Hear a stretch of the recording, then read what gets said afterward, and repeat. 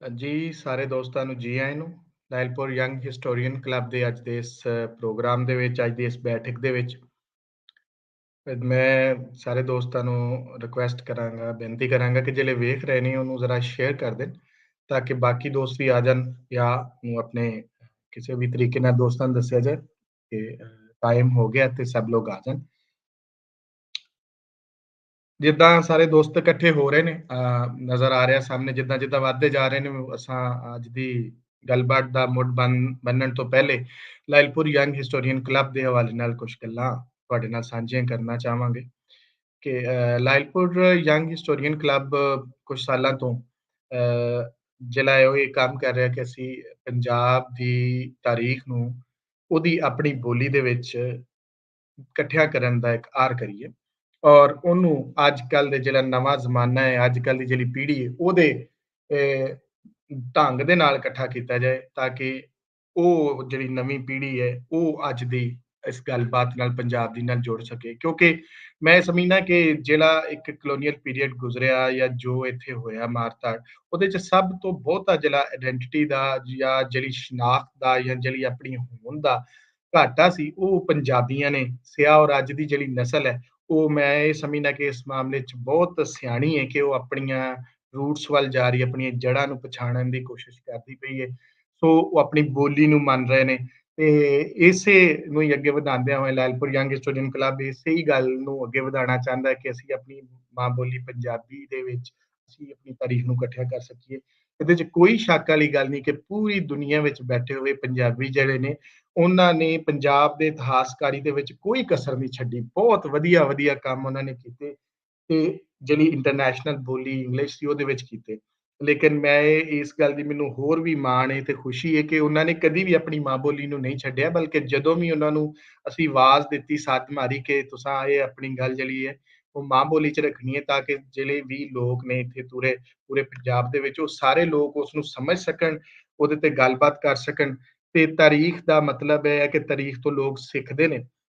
ਪੜ੍ਹਿਆਂ ਨੂੰ ਪੜ੍ਹਾਉਣ ਤੋਂ ਵੱਖ ਜਿਹੜੇ ਐਸੇ ਲੋਕ ਨੇ ਜਿਹੜੇ ਨਹੀਂ ਪੜ੍ਹੇ ਹੋਏ ਪੜ੍ਹਨ ਦਾ ਵੀ ਇੱਕ ਚਲੋ ਇੱਕ ਲਫ਼ਜ਼ ਹੈ ਨਾ ਹੁਣ ਅਸੀਂ ਇਹ ਬੋਲਣਾ ਪੈਂਦਾ ਲੇਕਿਨ ਪੜ੍ਹਿਆ ਹੋਣਾ ਕੀ ਹੈ ਇਹ ਵੀ ਇੱਕ ਗੱਲਬਾਤ ਇਹਦੇ ਤੇ ਵੀ ਕੀਤੀ ਜਾ ਸਕਦੀ ਲੇਕਿਨ ਉਹ ਲੋਕੀ ਜਿਹੜੇ ਬੋਲੀ ਨੂੰ ਨਹੀਂ ਸਮਝਦੇ ਉਬੜ ਬੋਲੀ ਨੂੰ ਬਾਹਰ ਦੀਆਂ ਨੂੰ ਲੇਕਿਨ ਉਹ ਆਪਣੇ ਪੰਜਾਬ ਨੂੰ ਸਮਝਦੇ ਨੇ ਉਹਦੀ ਤਾਰੀਖ ਨੂੰ ਸਮਝਦੇ ਨੇ ਉਹ ਉਹਨਾਂ ਦੀ ਇੱਕ ਵੱਡੀ ਤਾਦਾਦ ਲਾਇਲਪੁਰ ਯੰਗ ਹਿਸਟੋਰੀਅਨ ਕਲੱਬ ਦੇ ਇਸ ਪ੍ਰੋਗਰਾਮ ਦੇ ਨੇੜੇ ਇਕੱਠੀ ਹੁੰਦੀ ਹੈ ਤੇ ਅਸੀਂ ਚਾਹੁੰਦੇ ਹਾਂ ਕਿ ਉਹ ਵੀ ਸਾਰੇ ਨਾਲ ਜੁੜਨ ਔਰ ਤਾਰੀਖ ਜਿਹੜੀ ਹੈ ਉਹਦਾ ਇੱਕ ਬਾਮਕਸਦ ਹੋ ਜਾਵੇ ਲੋਕ ਉਹਦੇ ਨਾਲ ਜੁੜਨ ਅੱਗੇ ਗੱਲਬਾਤ ਵਧੇ ਤਾਰੀਖ ਦਾ ਮਤਲਬ ਸਿਰਫ ਪੜ੍ਹਨਾ ਪੜ੍ਹਾਉਣਾ ਜਾਂ ਇੱਕ ਦੂਜੇ ਨੂੰ ਸੁਣਾਉਣਾ ਨਾ ਹੋਵੇ ਬਲਕਿ ਉਹਦੇ ਤੋਂ ਕੁਝ ਸਿੱਖਣਾ ਔਰ ਅੱਗੇ ਵਧਣਾ ਜਿਹੜਾ ਉਹਦਾ ਮਕਸਦ ਅਸੀਂ ਸਮਝਦੇ ਹੁੰਦਾ ਅੱਜ ਦੇ ਇਸ ਪ੍ਰੋਗਰਾਮ ਦੇ ਵਿੱਚ ਮੈਂ ਬਹੁਤ ਅੱਜ ਸ਼ੁਕਰਗੁਜ਼ਾਰ ਹਾਂ ਕਿ ਸਾਡੇ ਇੱਕ ਬਹੁਤ ਹੀ ਪਿਆਰੇ ਮਿੱਤਰ ਔਰ ਬਹੁਤ ਕਮਾਲ ਦੇ ਰਿਸਰਚਰ ਪੀਟਰ ਬੈਂਸ ਜੀ ਸਾਡੇ ਨਾਲ ਮੌਜੂਦ ਨੇ ਜਿੱਦਾਂ ਤੁਸੀਂ ਪੋਸਟਰ 'ਤੇ ਵੀ ਉਹਨਾਂ ਨੂੰ ਵੇਖਿਆ ਹੋਏਗਾ ਮੈਂ ਇਹਨਾਂ ਦੀ ਜਿਹੜੀਆਂ ਚੀਜ਼ਾਂ ਨੇ ਉਹ ਵੇਖੀਆਂ ਔਰ ਮੈਨੂੰ ਬੜਾ ਮੈਨੂੰ ਚੰਗਾ ਲੱਗਾ ਕਿ ਇੱਕ ਤੇ ਉਹ ਸਾਡੇ ਲਾਇਲਪੁਰ ਤੋਂ ਨੇ ਉਹਨਾਂ ਦਾ ਗੁਜਰੇ ਤੋਂ ਤਲਕ ਹੈ ਔਰ ਲਾਇਲਪੁਰ ਯੰਗ ਸਟੂਡੈਂਟ ਕਲੱਬ ਵਿੱਚ ਆਏ ਨੇ ਬੜੀ ਗੱਲ ਹੈ ਦੂਜਾ ਉਹਨਾਂ ਦਾ ਐਂਗਲੋ ਜਿਹੜਾ ਸਿੱਖ ਤਾਰੀਖ ਹੈ ਉਹਦੇ ਹਵਾਲੇ ਨਾਲ ਉਹਨਾਂ ਦਾ ਕੰਮ ਬਹੁਤ ਸੋਹਣਾ ਹੈ ਔਰ ਮਹਾਰਾਜਾ ਦਲੀਪ ਸਿੰਘ ਦੇ ਹਵਾਲੇ ਨਾਲ ਇੱਕ ਅਥਾਰਟੀ ਨੇ ਉਹਨਾਂ ਨੇ ਉਹਦੇ ਤੇ ਕੰਮ ਕੀਤਾ ਔਰ ਬਹੁਤ ਵਧੀਆ ਕੰਮ ਕੀਤਾ ਔਰ ਉਹਨਾਂ ਦੀ ਜਿਹੜੀ ਕਿਤਾਬ ਹੈ ਜਿਹੜਾ ਤੁਸੀਂ ਬਲੈਕ ਪ੍ਰਿੰਸ ਮੂਵੀ ਵੇਖੀ ਉਹ ਉਹਨਾਂ ਦੀ ਕਿਤਾਬ ਦੇ ਉੱਪਰ ਉਹਨਾਂ ਨੇ ਰੱਖ ਕੇ ਬਣਾਈ ਔਰ ਸਾਡੇ ਜਦੋਂ ਮੈਂ ਪੋਸਟਰ ਸ਼ੇਅਰ ਕੀਤਾ ਤੇ ਮੇਰੇ ਬਹੁਤ ਸਾਰੇ ਸਟੂਡੈਂਟਸ ਨੇ ਇਹਨਾਂ ਦੀ ਪ੍ਰੋਫਾਈਲ ਪੜ੍ਹ ਕੇ ਤੇ ਮੇਰੇ ਨਾਲ ਰਾਬਤਾ ਕੀਤਾ ਕਿ ਅਸੀਂ ਉਸ ਦਿਨ ਪਹੁੰਚਾਂਗੇ ਔਰ ਅਸੀਂ ਜ਼ਰੂਰ ਸੁਣਾਂਗੇ ਔਰ ਸਾਡੇ ਕਲੱਬ ਦਾ ਅੱਜ ਵੱਡਾ ਦਿਨ ਕੀ ਅੱਜ ਸਾਡੇ ਨਾਲ ਨੇ ਮੈਂ ਹੁਣ ਉਹਨਾਂ ਨੂੰ ਰਿਕੁਐਸਟ ਕਰਾਂਗਾ ਕਿ ਉਹ ਸਕਰੀਨ ਤੇ ਸਾਡੇ ਨਾਲ ਆਉਣ ਤੇ ਅੱਜ ਦੇ ਇਸ ਪ੍ਰੋਗਰਾਮ ਦਾ ਜਿਹੜਾ ਹੈ ਉਹ ਅਸੀਂ ਮੁੱਢ ਬੰਨੀਏ ਜੀ ਸਤਿ ਸ੍ਰੀ ਅਕਾਲ ਤੇ ਜੀ ਆਇਆਂ ਨੂੰ ਸਰ ਸਤਿ ਸ਼੍ਰੀ ਅਕਾਲ ਜੀ ਅਸਲਾਮ ਵਾਲੇਕਮ ਨਮਸਤੇ ਸਾਰਿਆਂ ਨੂੰ ਸਰ ਬਹੁਤ ਮਿਹਰਬਾਨੀ ਤੁਸੀਂ ਅੱਜ ਆਏ ਸਾਡੇ ਕੋਲ ਔਰ ਅੱਜ ਦੀ ਗੱਲਬਾਤ ਸੁਣਨ ਵਾਸਤੇ ਸਾਡੇ ਲੋਕ ਆ ਗਏ ਨੇ ਤੇ ਹੁਣ ਅਸੀਂ ਸਕਰੀਨ ਤੁਹਾਡੇ ਹਵਾਲੇ ਕਰਾਂਗੇ ਔਰ ਅਸੀਂ ਤੁਹਾਡੀ ਗੱਲਬਾਤ ਸੁਣਾਂਗੇ ਜੀ ਥੈਂਕ ਯੂ ਵੈਰੀ ਮਚ ਜੀ ਪਹਿਲੇ ਤੇ ਮੈਂ ਹੌਲਾ ਦਾ ਤੇ ਤੋਹੀਦ ਦਾ ਬਹੁਤ ਸ਼ੁਕਰਗੁਜ਼ਾਰ ਹਾਂ ਆਪਣੇ Lyallpur historian clubs young historians club ਦਾ ਜਿਨ੍ਹਾਂ ਨੇ ਮੈਨੂੰ ਇਹ ਮੌਕਾ ਦਿੱਤਾ ਇਹ ਪਲੇਟਫਾਰਮ ਦਿੱਤਾ ਕਿ ਮੈਂ ਜੋ ਆਪਣੀ ਰਿਸਰਚ ਹੈ ਮਹਾਰਾਜਾ ਦਲੀਪ ਸਿੰਘ ਦੇ ਉੱਤੇ ਉਹ ਤੁਹਾਡੇ ਨਾਲ ਮੈਂ ਸ਼ੇਅਰ ਕਰਾਂ ਦੂਜੀ ਗੱਲ ਇਹ ਕਿ ਮੈਂ ਪਹਿਲੇ ਹੀ ਥੋੜ੍ਹੀ क्षमा ਮੰਗਣਾ, ਮੇਰੀ ਜਿਹੜੀ ਪੰਜਾਬੀ ਥੋੜ੍ਹੀ ਜਿੱਦਾਂ ਮੈਂ ਤੋਹੀਦ ਨੂੰ ਕਿਹਾ ਥੋੜ੍ਹੀ ਟੁੱਟੀ-ਭੱਟੀ ਪੰਜਾਬੀ ਹੈ। ਮੈਂ ਇੰਗਲੈਂਡ ਦਾ ਜੰਮ ਪਾਲਿਆ ਤੇ 3rd ਜਨਰੇਸ਼ਨ। ਮੇਰੇ ਜਿਹੜੇ ਦਾਦਾ ਜੀ ਸਨ ਐਕਚੁਅਲੀ ਲਿਆਲਪੁਰ ਦੇ ਹੀ ਸਨ, ਗੋਜਰੇ ਦੇ, ਤੇ ਉਸ ਤੋਂ ਬਾਅਦ ਡਸਕੇ ਰਹੇ ਤੇ ਫਿਰ 1936 ਦੇ ਵਿੱਚ ਲੰਡਨ ਆਏ। ਸੋ ਡਿਊਰਿੰਗ ਦੀ ਪ੍ਰੈਜੈਂਟੇਸ਼ਨ ਮੇਰੇ ਕੋਲੋਂ ਕੋਈ ਗਲਤ ਸ਼ਬਦ ਜਾਂ ਪ੍ਰੋਨਾਂਸੀਏਸ਼ਨ ਦੇ ਵਿੱਚ ਕੋਈ ਗਲਤੀ ਹੋਵੇ ਤਾਂ ਪਲੀਜ਼ क्षमा ਕਰਨਾ, ਪਹਿਲੋਂ ਐਡਵਾਂਸ ਦੇ ਵਿੱਚ ਮੈਂ ਮਾਫੀ ਮੰਗਣਾ। ਐਜ਼ ਫॉर ਮੇਰੀ ਜੋ ਪ੍ਰੈਜੈਂਟੇਸ਼ਨ ਹੈ, ਮੈਂ ਪਹਿਲਾਂ ਆਪਣੇ ਬਾਰੇ ਥੋੜ੍ਹਾ ਦੱਸਣਾ ਕਿ ਜੋ ਮੇਰਾ ਕੰਮ ਮਹਾਰਾਜਾ ਦਲੀਪ ਸਿੰਘ ਦੇ ਉੱਤੇ ਹੋਇਆ ਹੈ ਤੇ ਜੋ ਵੀ ਮੈਂ ਰਿਸਰਚ ਕੀਤੀ, ਮੈਨੂੰ ਇਹ ਸ਼ੌਂਕ ਕਿਵੇਂ ਪੈਦਾ ਹੋਇਆ। ਬਿਕਾਜ਼ ਮੈਂ ਉਸ ਵੇਲੇ ਕਾਲਜ ਵਿੱਚ ਪੜ੍ਹਦਾ ਸੀ, ਯੂਨੀਵਰਸਿਟੀ ਦੇ ਵਿੱਚ ਪੜ੍ਹਦਾ ਸਾਂ 1997 ਦੇ ਵਿੱਚ, ਜਦੋਂ ਸਾਡੀ ਇੱਕ ਸਟੂਡੈਂਟ ਯੂਨੀਅਨ ਟ੍ਰਿਪ ਨੋਰਫਕ ਵੱਲ ਜਾ ਰਹੀ ਸੀ। ਤੇ ਨੋਰਫਕ ਉਹ ਇਲਾਕਾ ਹੈ ਜਿੱਥੇ ਮਹਾਰਾਜਾ ਦਲੀਪ ਸਿੰਘ ਦੀ ਕਬਰ ਹੈ ਤੇ ਉੱਥੇ ਉਹਨਾਂ ਦਾ ਮਹਿਲ ਵੀ ਸੀ। ਤੇ ਮੈਂ ਆਪਣੇ ਯਾਰਾਂ ਦੋਸਤ ਨੂੰ ਕਿਹਾ ਕਿ ਅਸੀਂ ਉਸ ਇਲਾਕੇ ਜਾ ਰਹੇ ਹਾਂ ਤੇ ਇੱਕ ਛੋਟਾ ਜਿਹਾ ਪਿੰਡ ਆਉਂਦਾ ਉਹ ਰਸਤੇ ਤੇ, ਐਲਵਰਡਨ, ਜਿੱਥੇ ਮਹਾਰਾਜਾ ਦਲੀਪ ਸਿੰਘ ਦੀ ਕਬਰ ਹੈ ਤੇ ਅਸੀਂ ਉੱਥੇ ਰੋਕ ਸਕਦੇ ਹਾਂ ਗੱਡੀ। ਜਦੋਂ ਅਸੀਂ ਉੱਥੇ ਆਏ ਤੇ ਅਸੀਂ ਦੇਖਿਆ ਇੱਕ ਮਹਾਰਾਜਾ ਦਲੀਪ ਸਿੰਘ ਦੀ ਕਬਰ ਸੀ, ਇੱਕ ਉਸ ਦੀ ਬੀਵੀ ਦੀ ਕਬਰ ਸੀ ਤੇ ਉਸ ਦੇ ਛੋਟੇ ਬੱਚੇ ਦੀ ਸੀ। ਮੈਨੂੰ ਉਸ ਵੇਲੇ ਪਤਾ ਨਹੀਂ ਸੀ ਕਿ ਮਹਾਰਾਜਾ ਦਲੀਪ ਸਿੰਘ ਦੀ ਇੱਕ ਪੂਰਾ ਪਰਿਵਾਰ ਹੈ, ਉਹਦੀ ਫੈਮਿਲੀ ਹੈਗੀ ਸੀ। ਤੇ ਅਚਾਨਕ ਹੀ ਇੱਕ ਬਜ਼ੁਰਗ ਔਰਤ ਆਈ, ਇੱਕ ਬ੍ਰਿਟਿਸ਼ ਲੇਡੀ ਆਈ ਸਾਡੇ ਕੋਲ, ਤੇ ਸਾਨੂੰ ਕਹਿਣ ਲੱਗੇ ਕਿ ਨਾਲ ਦੇ ਇੱਕ ਸ਼ਹਿਰ ਦੇ ਵਿੱਚ ਇੱਕ ਛੋਟਾ ਜਿਹਾ ਮਿਊਜ਼ੀਅਮ ਹੈ ਜਿਸ ਦੇ ਵਿੱਚ ਬਹੁਤ ਦਲੀਪ ਸਿੰਘ ਦੇ ਪਰਿਵਾਰ ਦਾ ਸਮਾਨ ਪਿਆ। ਤੇ ਮੈਂ ਇਹ ਕਹਿ ਸਕਦਾ ਕਿ ਅੱਧੇ ਘੰਟੇ 'ਚ ਅਸੀਂ ਉਸ ਬਿਲਡਿੰਗ ਦੇ ਬਾਹਰ ਪਹੁੰਚੇ ਤੇ ਉਹ ਬਿਲਡਿੰਗ ਵੀ ਬਹੁਤ ਸ਼ਾਨਦਾਰ ਸੀ, ਕਮ ਸੇ ਕਮ 500 ਸਾਲ ਪੁਰਾਣੀ ਬਿਲਡਿੰਗ ਸੀ। ਤੇ ਉਹ ਬਿਲਡਿੰਗ ਸਾਨੂੰ ਪਤਾ ਲੱਗਿਆ ਕਿ 1921 ਦੇ ਵਿੱਚ ਮਹਾਰਾਜਾ ਦਲੀਪ ਸਿੰਘ ਦੇ ਬੇਟੇ ਫਰੈਡਰਿਕ ਨੇ ਉਹ ਬਿਲਡਿੰਗ ਖਰੀਦੀ, ਉਹਨੂੰ ਇੱਕ ਅਜਾਇਬ ਘਰ ਬਣਾਇਆ ਤੇ ਉਹਦੇ ਵਿੱਚ ਉਹਨੇ ਆਪਣਾ ਕਲੈਕਸ਼ਨ ਦਿੱਤਾ ਤੇ ਉਹ ਵਾਪਸ 1924 ਦੇ ਵਿੱਚ ਇੱਕ ਮਿਊਜ਼ੀਅਮ ਬਣਾ ਕੇ ਉਹਨੂੰ ਸ਼ਹਿਰ ਵਾਲਿਆਂ ਨੂੰ ਦੇ ਦਿੱਤਾ। ਉਹਨਾਂ ਨੇ ਦਾਨ ਕਰ ਦਿੱਤਾ ਕਿ ਤੁਸੀਂ ਇੱਥੇ ਆਪਣਾ ਮਿਊਜ਼ੀਅਮ ਚਲਾਓ। ਤੇ ਜਦੋਂ ਮੈਂ ਉੱਥੇ ਗਿਆ ਤੇ ਮੈਂ ਕਿਊਰੇਟਰ ਨੂੰ ਪੁੱਛਿਆ ਕਿ ਕੋਈ ਕਿਤਾਬ ਹੈਗੀ ਹੈ ਮਹਾਰਾਜਾ ਦਲੀਪ ਸਿੰਘ ਦੇ ਬੱਚੇ ਦੇ ਉੱਤੇ, ਤੇ ਉਹ ਕਹਿਣ ਲੱਗੇ ਕੋਈ ਕਿਤਾਬ ਨਹੀਂ ਹੈਗੀ ਉਹਨਾਂ ਦੇ ਬੱਚੇ ਤੇ। ਸੋ ਮੈਂ ਇੱਕ ਲੋਕਲ ਪੇਪਰ ਦੇ ਵਿੱਚ ਉਸ ਇਲਾਕੇ ਦੇ ਲੋਕਲ ਪੇਪਰ ਦੇ ਵਿੱਚ ਇੱਕ ਇਸ਼ਤਿਹਾਰ ਪਾਇਆ, ਜਿਸ ਦੇ ਵਿੱਚ ਮੈਂ ਅਪੀਲ ਕੀਤੀ ਕਿ ਜੋ ਕੋਈ ਬੰਦਾ ਜਾਂ ਜਨਾਨੀ ਮਹਾਰਾਜਾ ਦਲੀਪ ਸਿੰਘ ਜਾਂ ਉਸ ਦੇ ਪਰਿਵਾਰ ਨੂੰ ਜਾਣਦਾ ਸੀ ਜਾਂ ਕੋਈ ਉਹਨਾਂ ਦੀ ਵਾਕਫੀ ਸੀ, ਪਲੀਜ਼ ਮੈਨੂੰ ਕੰਟੈਕਟ ਕਰਿਓ। ਤੇ ਤੁਸੀਂ ਮੰਨੋਗੇ ਨਹੀਂ ਕਿ ਮੈਨੂੰ ਨਾ ਉਸ 6 ਮਹੀਨੇ ਦੇ ਵਿੱਚ ਨਾ ਕਮ ਸੇ ਕਮ 300 ਚਿੱਠੀਆਂ ਆਈਆਂ ਲੋਕਾਂ ਕੋਲੋਂ, ਜੋ ਮੈਨੂੰ ਕਹਿਣ ਲੱਗ ਪਏ ਕਿ ਮੈਂ ਫਰੈਡਰਿਕ ਨੂੰ ਜਾਣਨਾ ਸਾਂ, ਮੈਂ ਸਫੀਅਨ ਨੂੰ ਜਾਣਨਾ ਸਾਂ, ਵਿਕਟਰ ਮੇਰਾ ਦੋਸਤ ਸੀ, ਮੇਰੇ ਵਾਲਦ ਸਾਹਿਬ ਮਹਾਰਾਜਾ ਦਲੀਪ ਸਿੰਘ ਵਾਸਤੇ ਕੰਮ ਕਰਦੇ ਸਨ, ਮੇਰੇ ਕੋਲ ਮਹਾਰਾਜਾ ਦਲੀਪ ਸਿੰਘ ਦੀ ਜੈਕਟ ਹੈ, ਮੇਰੇ ਕੋਲ ਫਰੈਡਰਿਕ ਦੀ ਡਾਇਰੀ ਹੈ, ਮੇਰੇ ਕੋਲ ਸੋਫੀਆ ਦੀ ਸਾਰੀ ਹੈ। ਸੋ ਮੈਂ ਹੌਲੀ ਹੌਲੀ ਕਰਕੇ ਨਾ ਮੈਂ ਪਿੰਡਾਂ 'ਚ ਫਿਰ ਕੇ ਸਾਰਿਆਂ ਨੂੰ ਜਾ ਕੇ ਮਿਲਿਆ ਤੇ ਉਹਨਾਂ ਕੋਲ ਮੈਂ ਸਾਰਾ ਸਮਾਨ ਵੀ ਕਲੈਕਟ ਕੀਤਾ। ਤੇ ਕਈ ਕਹਿੰਦੇ ਸਨ ਤੁਹਾਡੀ ਮਾਨਤ ਹੈ, ਤੁਹਾਡਾ ਇਤਿਹਾਸ ਹੈ, ਸਾਡੇ ਬਾਅਦ ਸਾਡੇ ਬੱਚਿਆਂ ਨੇ ਇਹ ਸਮਾਨ ਸੁੱਟ ਦੇਣਾ, ਤੁਸੀਂ ਰੱਖ ਲਓ। ਤੇ ਕਈਆਂ ਨੇ ਮੈਨੂੰ ਕਿਹਾ ਕਿ ਜੋ ਤੁਸੀਂ ਦੇਣਾ ਦੇ ਦਿਓ ਤੇ ਸਮਾਨ ਲੈ ਜਾਓ। ਤੇ ਨਾਲ ਮੈਂ ਉਸ ਰਿਸਰਚ ਵੀ ਇਕੱਠੀ ਕਰਦਾ ਗਿਆ, ਨਾਲ ਉਹਦੀ ਇੰਟਰਵਿਊ ਕੀਤੀ ਮੈਂ, ਬਿਕਾਜ਼ ਮੇਰੀ ਜਿਹੜੀ ਰਿਸਰਚ ਹੈ ਉਹ ਸਿਰਫ ਲਾਇਬ੍ਰੇਰੀ ਜਾਂ ਰੈਕੋਰਡ ਆਫਿਸ ਦੇ ਵਿੱਚ ਜਾਣ ਤੇ ਨਹੀਂ ਸੀ, ਮੇਰੀ ਹੈਗੀ ਸੀ ਲੋਕਾਂ ਨੂੰ ਮਿਲਣਾ ਜਿਹੜੇ ਦਲੀਪ ਸਿੰਘ ਦੇ ਪਰਿਵਾਰ ਨੂੰ ਮਿਲੇ ਹੋਏ ਸਨ। 1998-97 ਦੀ ਗੱਲ ਸੀ, ਉਸ ਵੇਲੇ ਸਿਰਫ 40 ਸਾਲ ਹੀ ਹੋਏ ਸਨ ਜਦੋਂ ਬੰਬਾ ਲਾਹੌਰ ਗਈ ਸੀ, ਆਪਣਾ ਇੰਗਲੈਂਡ ਛੱਡ ਕੇ ਲਾਹੌਰ ਗਈ ਸੀ ਤੇ ਉੱਥੇ ਉਹਦੀ ਡੈਥ ਹੋਈ ਸੀ। ਸੋ ਉਸ ਵੇਲੇ ਬਹੁਤ ਲੋਕ ਜਿਉਂਦੇ ਸਨ ਜੋ ਦਲੀਪ ਸਿੰਘ ਦੇ ਪਰਿਵਾਰ ਨੂੰ ਜਾਣਦੇ ਸਨ। ਫਿਰ ਉਹਨਾਂ ਦੇ ਇੰਟਰਵਿਊਜ਼ ਕਰਕੇ ਮੈਂ ਸਾਰੀ ਆਪਣੀ ਇਨਫੋਰਮੇਸ਼ਨ ਕਲੈਕਟ ਕੀਤੀ ਤੇ ਉੱਥੋਂ ਮੈਨੂੰ ਪਤਾ ਲੱਗਾ ਕਿ ਕਿੱਦਾਂ ਦੇ ਬੰਦੇ ਸਨ, ਉਹਨਾਂ ਦੀ ਪਰਸਨੈਲਿਟੀਜ਼ ਕੀ ਸੀ, ਉਹਨਾਂ ਦੀ ਮੈਂਟੈਲਿਟੀ ਕੀ ਸੀ, ਉਹਨਾਂ ਨੇ ਕੀ ਕੀਤਾ ਲੋਕਲ ਕਮਿਊਨਿਟੀਜ਼ ਵਾਸਤੇ। ਤੇ ਇਹ ਇਨਫੋਰਮੇਸ਼ਨ ਮੈਂ ਆਪਣੀ ਕਿਤਾਬਾਂ ਦੇ ਵਿੱਚ ਪਾਇਆ। ਸੋ ਮੈਂ 2 ਕਿਤਾਬਾਂ ਲਿਖੀਆਂ ਸਨ ਦਲੀਪ ਸਿੰਘ ਦੇ ਪਰਿਵਾਰ ਦੇ ਉੱਤੇ ਤੇ 3 ਕਿਤਾਬਾਂ ਮੈਂ ਕੀਤੀਆਂ ਸਨ ਕੋ ਆਫਰ, ਜਿਹਦੇ ਵਿੱਚ ਮਹਾਰਾਜਾ ਦਲੀਪ ਸਿੰਘ ਦਾ ਪਰਿਵਾਰ ਦਾ ਜ਼ਿਕਰ ਹੁੰਦਾ ਹੈ।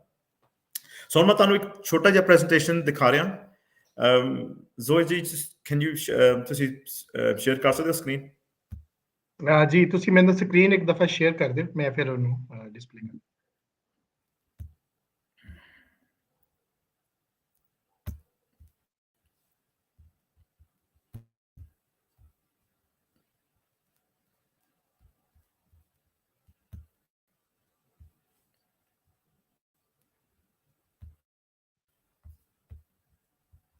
यस, हाँ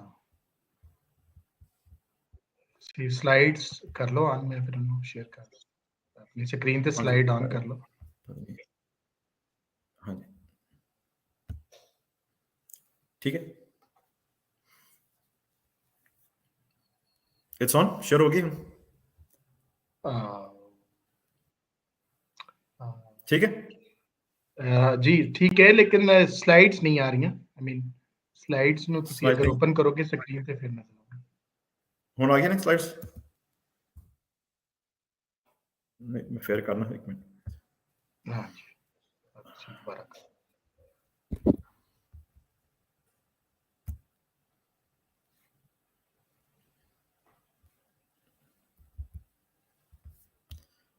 मैं फेयर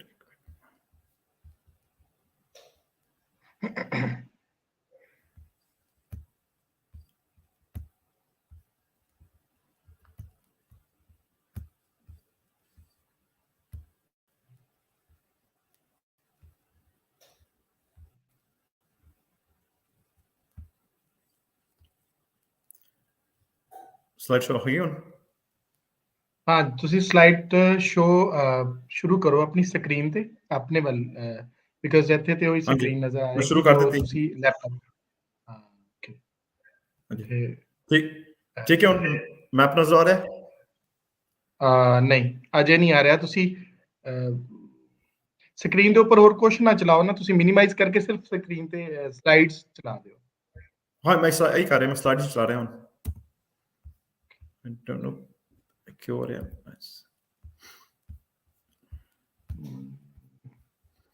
क्यों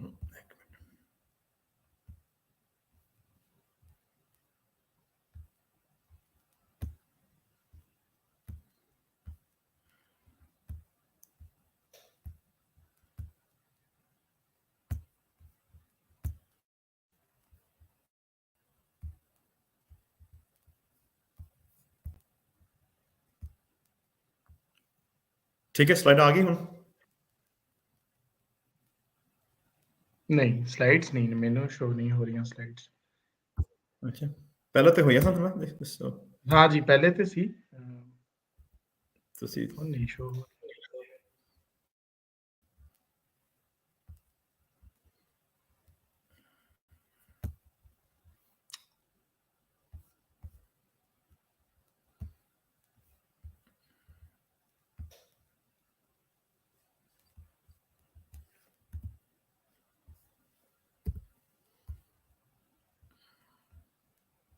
ਸਕਰੀਨ ਸ਼ੇਅਰ ਕਰਨਾ ਤੁਸੀਂ ਇੱਕ ਦਫਾ ਸਕਰੀਨ हाँ ਸ਼ੇਅਰ ਦੀ ਆਪਸ਼ਨ ਤੇ हाँ जी ਸ਼ੇਅਰ ਸਕਰੀਨ।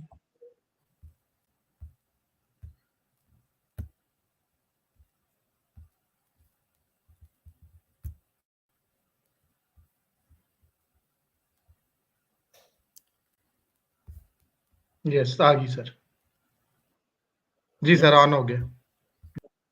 ठीक है ऑलराइट थैंक यू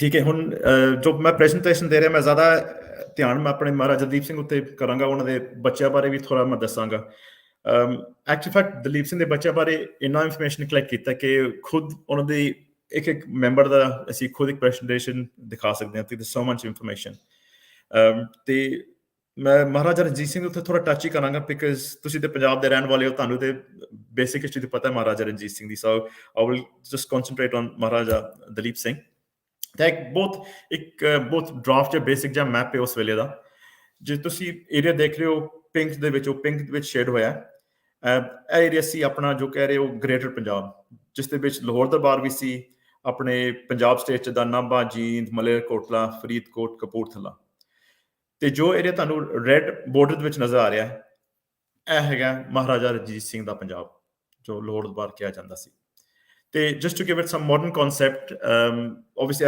ਐਕੂਰੇਟ ਨਹੀਂ ਹੈਗਾ ਸਕੇਲ ਤੇ ਨਹੀਂ ਹੈਗਾ ਬਟ ਜੋ ਪਾਰਟੀਸ਼ਨ ਦੀ ਲਾਈਨ ਜਦੋਂ ਗੋਰਿਆਂ ਨੇ ਪੰਜਾਬ ਦੀ ਵੰਡ ਕੀਤੀ ਤੁਸੀਂ ਦੇਖ ਰਹੇ ਹੋ ਕਿ ਜ਼ਿਆਦਾ ਤੋਂ ਜ਼ਿਆਦਾ ਜੋ ਮਹਾਰਾਜਾ ਰਣਜੀਤ ਸਿੰਘ ਦਾ ਪੰਜਾਬ ਸੀ ਉਹ ਪਾਕਿਸਤਾਨ ਦੇ ਵਿੱਚ ਹੈ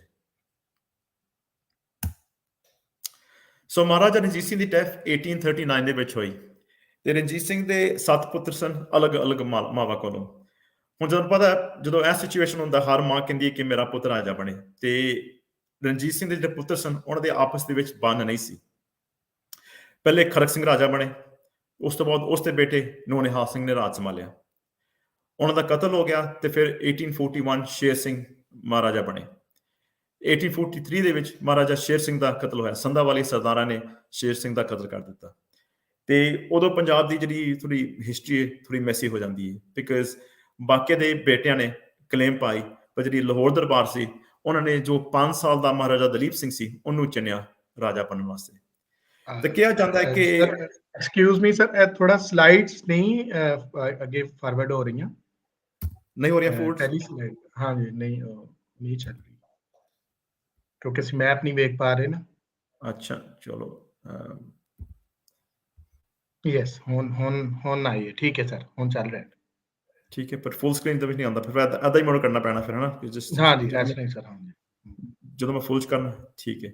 ਹਾਂ ਫੁੱਲ ਚ ਆ ਰਿਹਾ ਸਰ, ਹੁਣ ਆ ਰਿਹਾ, ਹੁਣ ਆ ਰਿਹਾ, ਠੀਕ ਹੈ ਜੀ। ਤੁਸੀਂ ਨੈਕਸਟ ਸਲਾਈਡ ਕਰਨਾ, 1 ਮਿੰਟ ਅਗਲੀ ਸਲਾਈਡ ਕਰਨਾ ਜਾਂ ਪਿੱਛੇ ਕਰਨਾ, ਚੇਂਜ ਕਰਨਾ ਹੈ ਸਲਾਈਡ ਨੂੰ। 1 ਮਿੰਟ।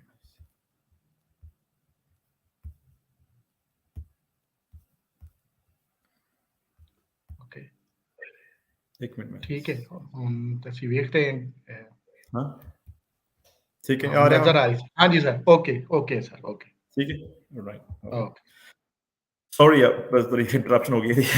ਸੋ 1843 ਦੇ ਵਿੱਚ ਮਹਾਰਾਜਾ ਦਲੀਪ ਸਿੰਘ ਪੰਜਾਬ ਦੇ ਰਾਜਾ ਬਣੇ, ਤੇ ਉਸ ਦੇ ਜੋ ਮਾਮਾ ਜੀ ਸਨ ਜਵਾਹਰ ਸਿੰਘ, ਉਹ ਬਣੇ ਪ੍ਰਾਈਮ ਮਿਨਿਸਟਰ, ਤੇ ਉਹਨਾਂ ਦੀ ਜੋ ਮਾਤਾ ਜੀ ਸੀ ਮਹਾਰਾਣੀ ਜਿੰਦ ਕੌਰ, ਸ਼ੀ ਬਿਕੇਮ ਦ ਰੀਜੈਂਟ, ਸੋ ਜੋ ਐਡਮਿਨਿਸਟ੍ਰੇਸ਼ਨ ਪੰਜਾਬ ਦਾ ਉਹ ਸੰਭਾਲਦੀ ਸੀ। 1845 ਦੇ ਵਿੱਚ ਜੋ ਸਿੱਖ ਆਰਮੀ ਹੈ ਉਹਨਾਂ ਨੇ ਜਵਾਹਰ ਸਿੰਘ ਨੂੰ ਕਿਲੇ ਤੇ ਬੁਲਾਇਆ, ਲਾਹੌਰ ਦੇ ਕਿਲੇ ਤੇ ਬੁਲਾਇਆ, ਤੇ ਉਹਨਾਂ ਨੂੰ ਪਤਾ ਲੱਗਾ ਸੀ ਕਿ ਰਣਜੀਤ ਸਿੰਘ ਦੇ ਜਦੋਂ ਬਾਕੀ ਬੇਟੇ ਸਨ, ਜਵਾਹਰ ਸਿੰਘ ਨੇ ਮਰਵਾਉਣ ਦੀ ਜਾਂ ਮਾਰਨ ਦੀ ਕੋਸ਼ਿਸ਼ ਕੀਤੀ ਸੀ ਉਹਨਾਂ ਨੂੰ। ਤੇ ਜਦੋਂ ਜਵਾਹਰ ਸਿੰਘ ਕਿਲੇ ਤੇ ਆਇਆ ਤੇ ਉਹਦਾ ਖੁਦ ਦਾ ਕੀ ਕਹਿੰਦੇ ਕਤਲ ਕਰ ਦਿੱਤਾ, ਤਾਂ ਉਹਨੂੰ ਅਸੈਸੀਨੇਟ ਕਰ ਦਿੱਤਾ ਸਿੱਖ ਆਰਮੀ ਨੇ। ਤੇ ਕਹਿੰਦੇ ਨੇ ਆਪਣੇ ਭਰਾ ਦਾ ਬਦਲਾ ਲੈਣ ਵਾਸਤੇ ਮਹਾਰਾਣੀ ਜਿੰਦਾ ਨੇ ਫੌਜ ਨੂੰ ਅੰਗਰੇਜ਼ਾਂ ਦੇ ਬਾਰਡਰ ਤੱਕ ਭੇਜਿਆ। ਹੁਣ ਮੈਂ ਸਿੱਖ ਫੌਜ ਦੀ ਮੈਂ ਡਿਟੇਲ ਨਹੀਂ ਜ਼ਿਆਦਾ ਕਰਾਂਗਾ, ਬਿਕਾਜ਼ ਅਸਲ 'ਚ ਇੱਕ ਖੁਦ ਸਬਜੈਕਟ ਹੈ ਟੋਕ ਵਾਸਤੇ, ਪਰ ਜੋ ਫਰਸਟ ਐਂਗਲੋ ਸਿੱਖ ਵੋਰ ਦਾ ਰਿਜ਼ਲਟ ਸੀ ਉਹ ਸੀ ਕਿ ਬ੍ਰਿਟਿਸ਼ ਈਸਟ ਇੰਡੀਆ ਕੰਪਨੀ ਜਿੱਤ ਗਏ, ਤੇ ਉਹਨਾਂ ਨੇ ਇੱਕ ਬ੍ਰਿਟਿਸ਼ ਰੈਜ਼ੀਡੈਂਟ ਪੰਜਾਬ ਦੇ ਵਿੱਚ ਭੇਜਿਆ, ਲਾਹੌਰ ਦੇ ਵਿੱਚ ਭੇਜਿਆ, ਜੋ ਪੰਜਾਬ ਦੀ ਲੁੱਕ ਆਫਟਰ ਐਡਮਿਨਿਸਟ੍ਰੇਸ਼ਨ ਕਰੇਗਾ ਜਦ ਤੱਕ ਮਹਾਰਾਜਾ ਦਲੀਪ ਸਿੰਘ 16 ਸਾਲ ਦਾ ਨਾ ਹੋ ਜਾਂਦਾ। ਤੇ ਉਸ ਦੇ ਵਾਸਤੇ ਉਹ ਲਾਹੌਰ ਦਰਬਾਰ ਨੂੰ ਇੱਕ ਐਨੂਅਲ ਫੀ ਚਾਰਜ ਕਰਦੇ ਪਏ ਸਨ। ਜਿੰਨੀਆਂ ਵੀ ਜ਼ਮੀਨਾਂ ਮਹਾਰਾਜਾ ਦਲੀਪ ਸਿੰਘ ਦੀਆਂ ਸਤਲੁਜ ਦੇ ਦੂਜੇ ਪਾਰ ਸਨ, ਉਹ ਉਹਨਾਂ ਨੇ ਬ੍ਰਿਟਿਸ਼ ਇੰਡੀਆ ਦੇ ਨਾਲ ਲਗਾ ਦਿੱਤੀਆਂ, ਤੇ ਜੋ ਕਸ਼ਮੀਰ ਦਾ ਹਿੱਸਾ ਸੀ ਉਹਨਾਂ ਨੇ ਮਹਾਰਾਜਾ ਗੁਲਾਬ ਸਿੰਘ ਨੂੰ ਵੇਚ ਛੱਡਿਆ। 1847 ਦੇ ਵਿੱਚ ਮਹਾਰਾਣੀ ਜਿੰਦਾ ਨੂੰ ਉਹਨਾਂ ਨੇ ਕੈਦ ਕੀਤਾ ਲਾਹੌਰ ਦੇ ਵਿੱਚ, ਪਹਿਲੇ ਲਾਹੌਰ ਦੇ ਵਿੱਚ ਕੈਦ ਕੀਤਾ, ਫਿਰ ਉਹਨੂੰ ਸ਼ੇਖਪੁਰਾ ਲੈ ਗਏ। ਤੇ ਉਹਨਾਂ ਦਾ ਕਹਿਣਾ ਸੀ ਕਿ ਜੋ ਮਹਾਰਾਣੀ ਜਿੰਦਾ ਸੀ ਉਹ ਇੰਟਰਫੇਅਰ ਕਰਦੀ ਸੀ ਕੋਰਟ ਅਫੇਅਰਸ ਦੇ ਵਿੱਚ, ਤੇ ਇਸ ਲਈ ਉਹਨਾਂ ਨੂੰ ਬਾਹਰ ਕੱਢ ਛੱਡਿਆ। ਉਸ ਤੋਂ ਬਾਅਦ ਉਹਨੂੰ ਬਿਲਕੁਲ ਪੰਜਾਬ ਤੋਂ ਬਾਹਰ ਲੈ ਗਏ, ਉਹਨੂੰ ਚਨਾਰ ਦੇ ਕਿਲੇ ਤੇ ਲੈ ਗਏ। ਤੇ 1848 ਦੇ ਵਿੱਚ ਇੱਕ ਬਗਾਵਤ ਸ਼ੁਰੂ ਹੋਈ ਮੁਲਤਾਨ ਦੇ ਵਿੱਚ, ਜਿਸ ਬਗਾਵਤ ਨੇ ਸ਼ੁਰੂ ਕੀਤੀ ਸੀ ਉਹਦਾ ਨਾਂ ਸੀ ਮੂਲ ਰਾਜ। ਉਹ ਗਵਰਨਰ ਸੀ ਮੁਲਤਾਨ ਦੇ ਕਿਲੇ ਦਾ, ਤੇ ਉਹਨੇ ਕਈ ਯੂਰਪੀਅਨ ਆਫਿਸਰ ਮਾਰੇ, ਤੇ ਜੋ ਸਿੱਖ ਆਰਮੀ ਉਹਦੇ ਕੋਲ ਸੀ ਉਹਨਾਂ ਨੇ ਇੱਕ ਰਿਵੋਲਟ ਸ਼ੁਰੂ ਕੀਤੀ, ਜਿਸ ਤੇ ਲੱਗੇ ਹੋਏ ਆਪਣੀ ਜਿਹੜੀ ਸੈਕੰਡ ਸਿੱਖ ਵੋਰ ਸ਼ੁਰੂ ਹੋ ਗਈ। ਸੋ ਇਹ ਜਿਹੜੀ ਸੈਕੰਡ ਸਿੱਖ ਵੋਰ ਸੀ, ਇਹਦਾ ਵੀ ਨਤੀਜਾ ਸੀ ਕਿ ਬ੍ਰਿਟਿਸ਼ ਇੰਡੀਆ ਜਿੱਤ ਗਈ, ਈਸਟ ਇੰਡੀਆ ਕੰਪਨੀ ਜਿੱਤ ਗਈ, ਤੇ ਪੰਜਾਬ ਨੂੰ ਉਸ ਵੇਲੇ ਬ੍ਰਿਟਿਸ਼ ਇੰਡੀਆ ਦੇ ਨਾਲ ਐਨੈਕਸ ਕੀਤਾ ਗਿਆ। ਮਹਾਰਾਜਾ ਦਲੀਪ ਸਿੰਘ ਨੂੰ ਗੱਦੀ ਤੋਂ ਲਾ ਦਿੱਤਾ ਗਿਆ, ਤੇ ਉਹਨੂੰ ਬਸ ਇੰਨਾ ਹੀ ਕਹਿ ਦਿੱਤਾ ਕਿ ਤੂੰ ਆਪਣਾ ਟਾਈਟਲ ਮਹਾਰਾਜਾ ਰੱਖ ਸਕਣਾ, ਤੈਨੂੰ ਇੱਕ ਪੈਨਸ਼ਨ ਮਿਲੇਗੀ 40 ਤੋਂ 50 ਹਜ਼ਾਰ ਦੇ ਵਿੱਚ ਹਰ ਸਾਲ, ਪਰ ਤੂੰ ਆਪਣੇ ਵਾਸਤੇ ਤੇ ਆਪਣੇ ਆਉਣ ਵਾਲੇ ਬੱਚਿਆਂ ਵਾਸਤੇ ਹਰ ਕਲੇਮ ਤੁਹਾਨੂੰ ਖਤਮ ਕਰਨੀ ਪਏਗੀ, ਤੁਹਾਨੂੰ ਸਾਈਨ ਕਰਨੀ ਪਏਗੀ ਕਿ ਤੁਸੀਂ ਕਦੀ ਕਲੇਮ ਨਹੀਂ ਕਰੋਗੇ ਲਾਹੌਰ ਦੇ ਦਰਬਾਰ ਦੇ ਉੱਤੇ। ਤੇ ਇੱਕ ਬਹੁਤ अर्ਲੀ ਇੱਕ ਇੰਗਰੇਵਿੰਗ ਹੈ ਜੋ ਦਿਖਾ ਰਹੀ ਹੈ ਮਹਾਰਾਜਾ ਦਲੀਪ ਸਿੰਘ ਆਪਣੀ ਫੌਜ ਦੇ ਨਾਲ ਆਇਆ ਬ੍ਰਿਟਿਸ਼ ਕੈਂਪ ਦੇ ਵਿੱਚ ਜਦੋਂ ਸਿੱਖ ਵੋਰ ਹਾਰੇ ਨੇ ਤੇ ਆ ਕੇ ਟ੍ਰੀਟੀ ਸਾਈਨ ਕਰਨ ਆਏ ਨੇ। ਦੋ ਬਹੁਤ अर्ਲੀ ਇਲਸਟ੍ਰੇਸ਼ਨ ਨੇ ਜੋ ਖੱਬੇ ਨੂੰ ਦੇਖ ਰਹੇ ਹੋ, ਇੱਕ ਫੋਟੋਗ੍ਰਾਫ ਹੈ ਜੋ ਪਹਿਲੀ ਫੋਟੋਗ੍ਰਾਫ ਹੈ ਜੋ ਮਹਾਰਾਜਾ ਦਲੀਪ ਸਿੰਘ ਦੀ ਹੈਗੀ ਹੈ। ਇਹ ਫੋਟੋਗ੍ਰਾਫ 1848-49 ਦੇ ਵਿੱਚ ਖਿੱਚੀ ਗਈ ਸੀ। ਇੱਕ ਬ੍ਰਿਟਿਸ਼ ਆਰਮੀ ਦੇ ਵਿੱਚ ਇੱਕ ਐਮੇਟਰ ਫੋਟੋਗ੍ਰਾਫਰ ਸੀ ਜਿਸ ਦਾ ਨਾਂ ਸੀ ਜੌਨ ਮਕੌਸ਼, ਤੇ ਉਸਨੇ ਇਹ ਫੋਟੋ ਉਦੋਂ ਖਿੱਚੀ ਸੀ ਜਦੋਂ ਮਹਾਰਾਜਾ ਦਲੀਪ ਸਿੰਘ ਅਜੇ ਵੀ ਗੱਦੀ ਤੇ ਹੈਗੇ ਸੀ। ਤੇ ਇਹ ਉਹਨਾਂ ਦੀ ਇੱਕ ਐਲਬਮ ਦੇ ਵਿੱਚ ਹੈਗਾ, ਲੰਡਨ ਦੇ ਵਿੱਚ ਇੱਕ ਮਿਊਜ਼ੀਅਮ ਹੈ, ਨੈਸ਼ਨਲ ਆਰਮੀ ਮਿਊਜ਼ੀਅਮ, ਤੇ ਉਹ ਐਲਬਮ ਜਦੋਂ ਵੀ ਕੋਈ ਲੰਡਨ ਆਓ ਤਾਂ ਲੰਡਨ ਜਾਓ ਤੁਸੀਂ ਇਹ ਐਲਬਮ ਦੇਖ ਸਕਦੇ ਹੋ, ਓਰੀਜਨਲ ਐਲਬਮ ਦੇਖ ਸਕਦੇ ਹੋ, ਜਿਸ ਵਿੱਚ ਕਈ ਲਾਹੌਰ ਦੀਆਂ ਪੁਰਾਣੀਆਂ ਫੋਟੋਆਂ 1840s 1850s ਦੀਆਂ ਫੋਟੋ ਦੇਖ ਸਕਦੇ ਹੋ।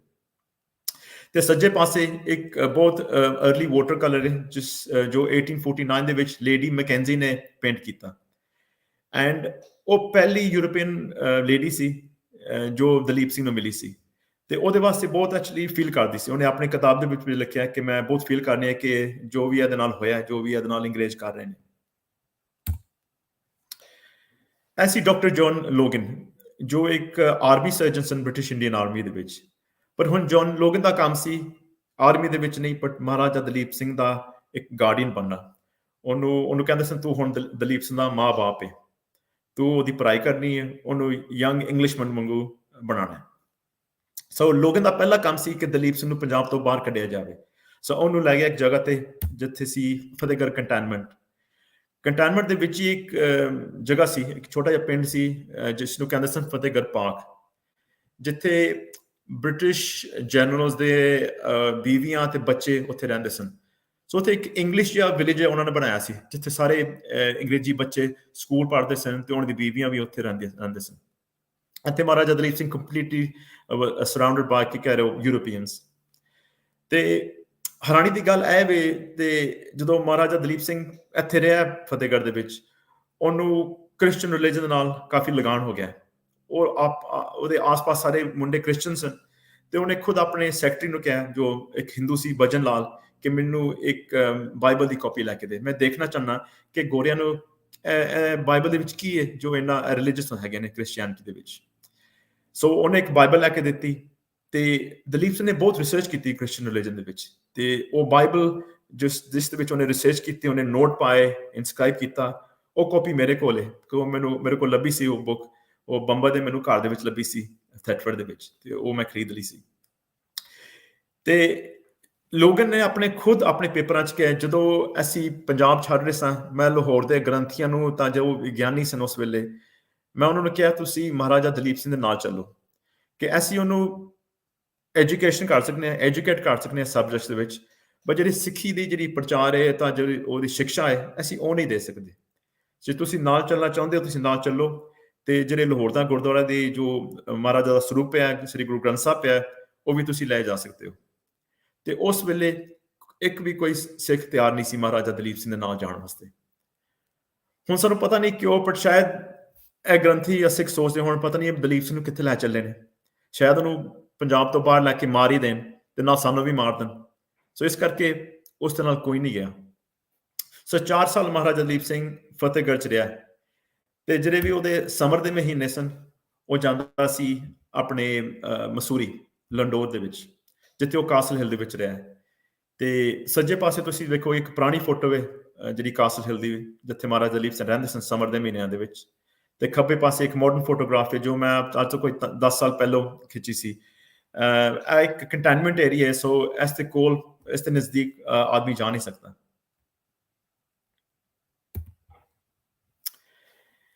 ਮਸੂਰੀ ਦੇ ਵਿੱਚ ਜਦੋਂ ਮਹਾਰਾਜਾ ਦਲੀਪ ਸਿੰਘ ਗਏ ਨੇ ਸਮਰ ਦੇ ਵਿੱਚ ਇਹ ਦੋ ਤੁਹਾਨੂੰ ਇਲਸਟ੍ਰੇਸ਼ਨ ਦਿਖਾ ਰਹੇ ਹਾਂ ਇੱਕ ਖੱਬੇ ਪਾਸੇ ਹੈਗੀ ਇੱਕ ਸਕੈਚ ਹੈ ਜੋ ਮਹਾਰਾਜਾ ਦਲੀਪ ਸਿੰਘ ਨੇ ਖੁਦ ਇੱਕ ਬਣਾਈ ਸੀ ਉਹ ਉਹਨਾਂ ਦੇ ਜੋ ਲੈਸਨਸ ਹੋ ਰਹੇ ਸਨ ਉਹ ਹਰ ਸਬਜੈਕਟ ਵਿੱਚ ਲੈਸਨ ਸਨ ਸੋ ਉਹ ਆਰਟ ਦੇ ਵਿੱਚ ਬਹੁਤ ਮਹਾਨ ਸਨ ਤੇ ਉਹਨੇ ਆਪਣੀ ਪਹਿਲੀ ਸਕੈਚ ਬਣਾਈ ਜੋ ਪੈਨਸਿਲ ਵਾਲੀ ਸਕੈਚ ਜੋ ਉਹਨੇ ਲੋਗਨ ਨੂੰ ਗਿਫਟ ਕੀਤੀ ਤੇ ਇਹ ਸਕੈਚ ਲੋਗਨ ਨੇ ਆਪਣੀ ਸਕ੍ਰੈਪ ਬੁੱਕ ਦੇ ਵਿੱਚ ਰੱਖੀ ਸੀ ਤੇ ਉਹ ਸਾਨੂੰ 2-3 ਸਾਲ ਹੀ ਹੋਇਆ ਇਹ ਸਕੈਚ ਬੁੱਕ ਸਾਨੂੰ ਮਿਲੀ ਹੈ तो किसी प्राइवेट कलैक्शन है ते सज्जे पासे एक पेंटिंग जो एक ब्रिटिश आर्टिस्ट जॉर्ज बीचे ने बनाई ऑयल पेंटिंग ते इट्स मैं कहना it's one of the most accurate paintings of that time जिस वो विखांदा है महाराजा दलीप सिंह कम से कम कोई 13-14 साल की उम्र का यह पेंटिंग इन्नी शानदार बनी कि लोगों ने कहा दलीप सिंह कि यह पेंटिंग असी ना लॉर्ड डलहौजी नूं देवांगे जो गवर्नर जनरल ने बिकॉज उस वेले महाराजा दलीप सिंह ने एक चिट्ठी लिखी सी लॉर्ड डलहौजी नूं कि मैं इंग्लैंड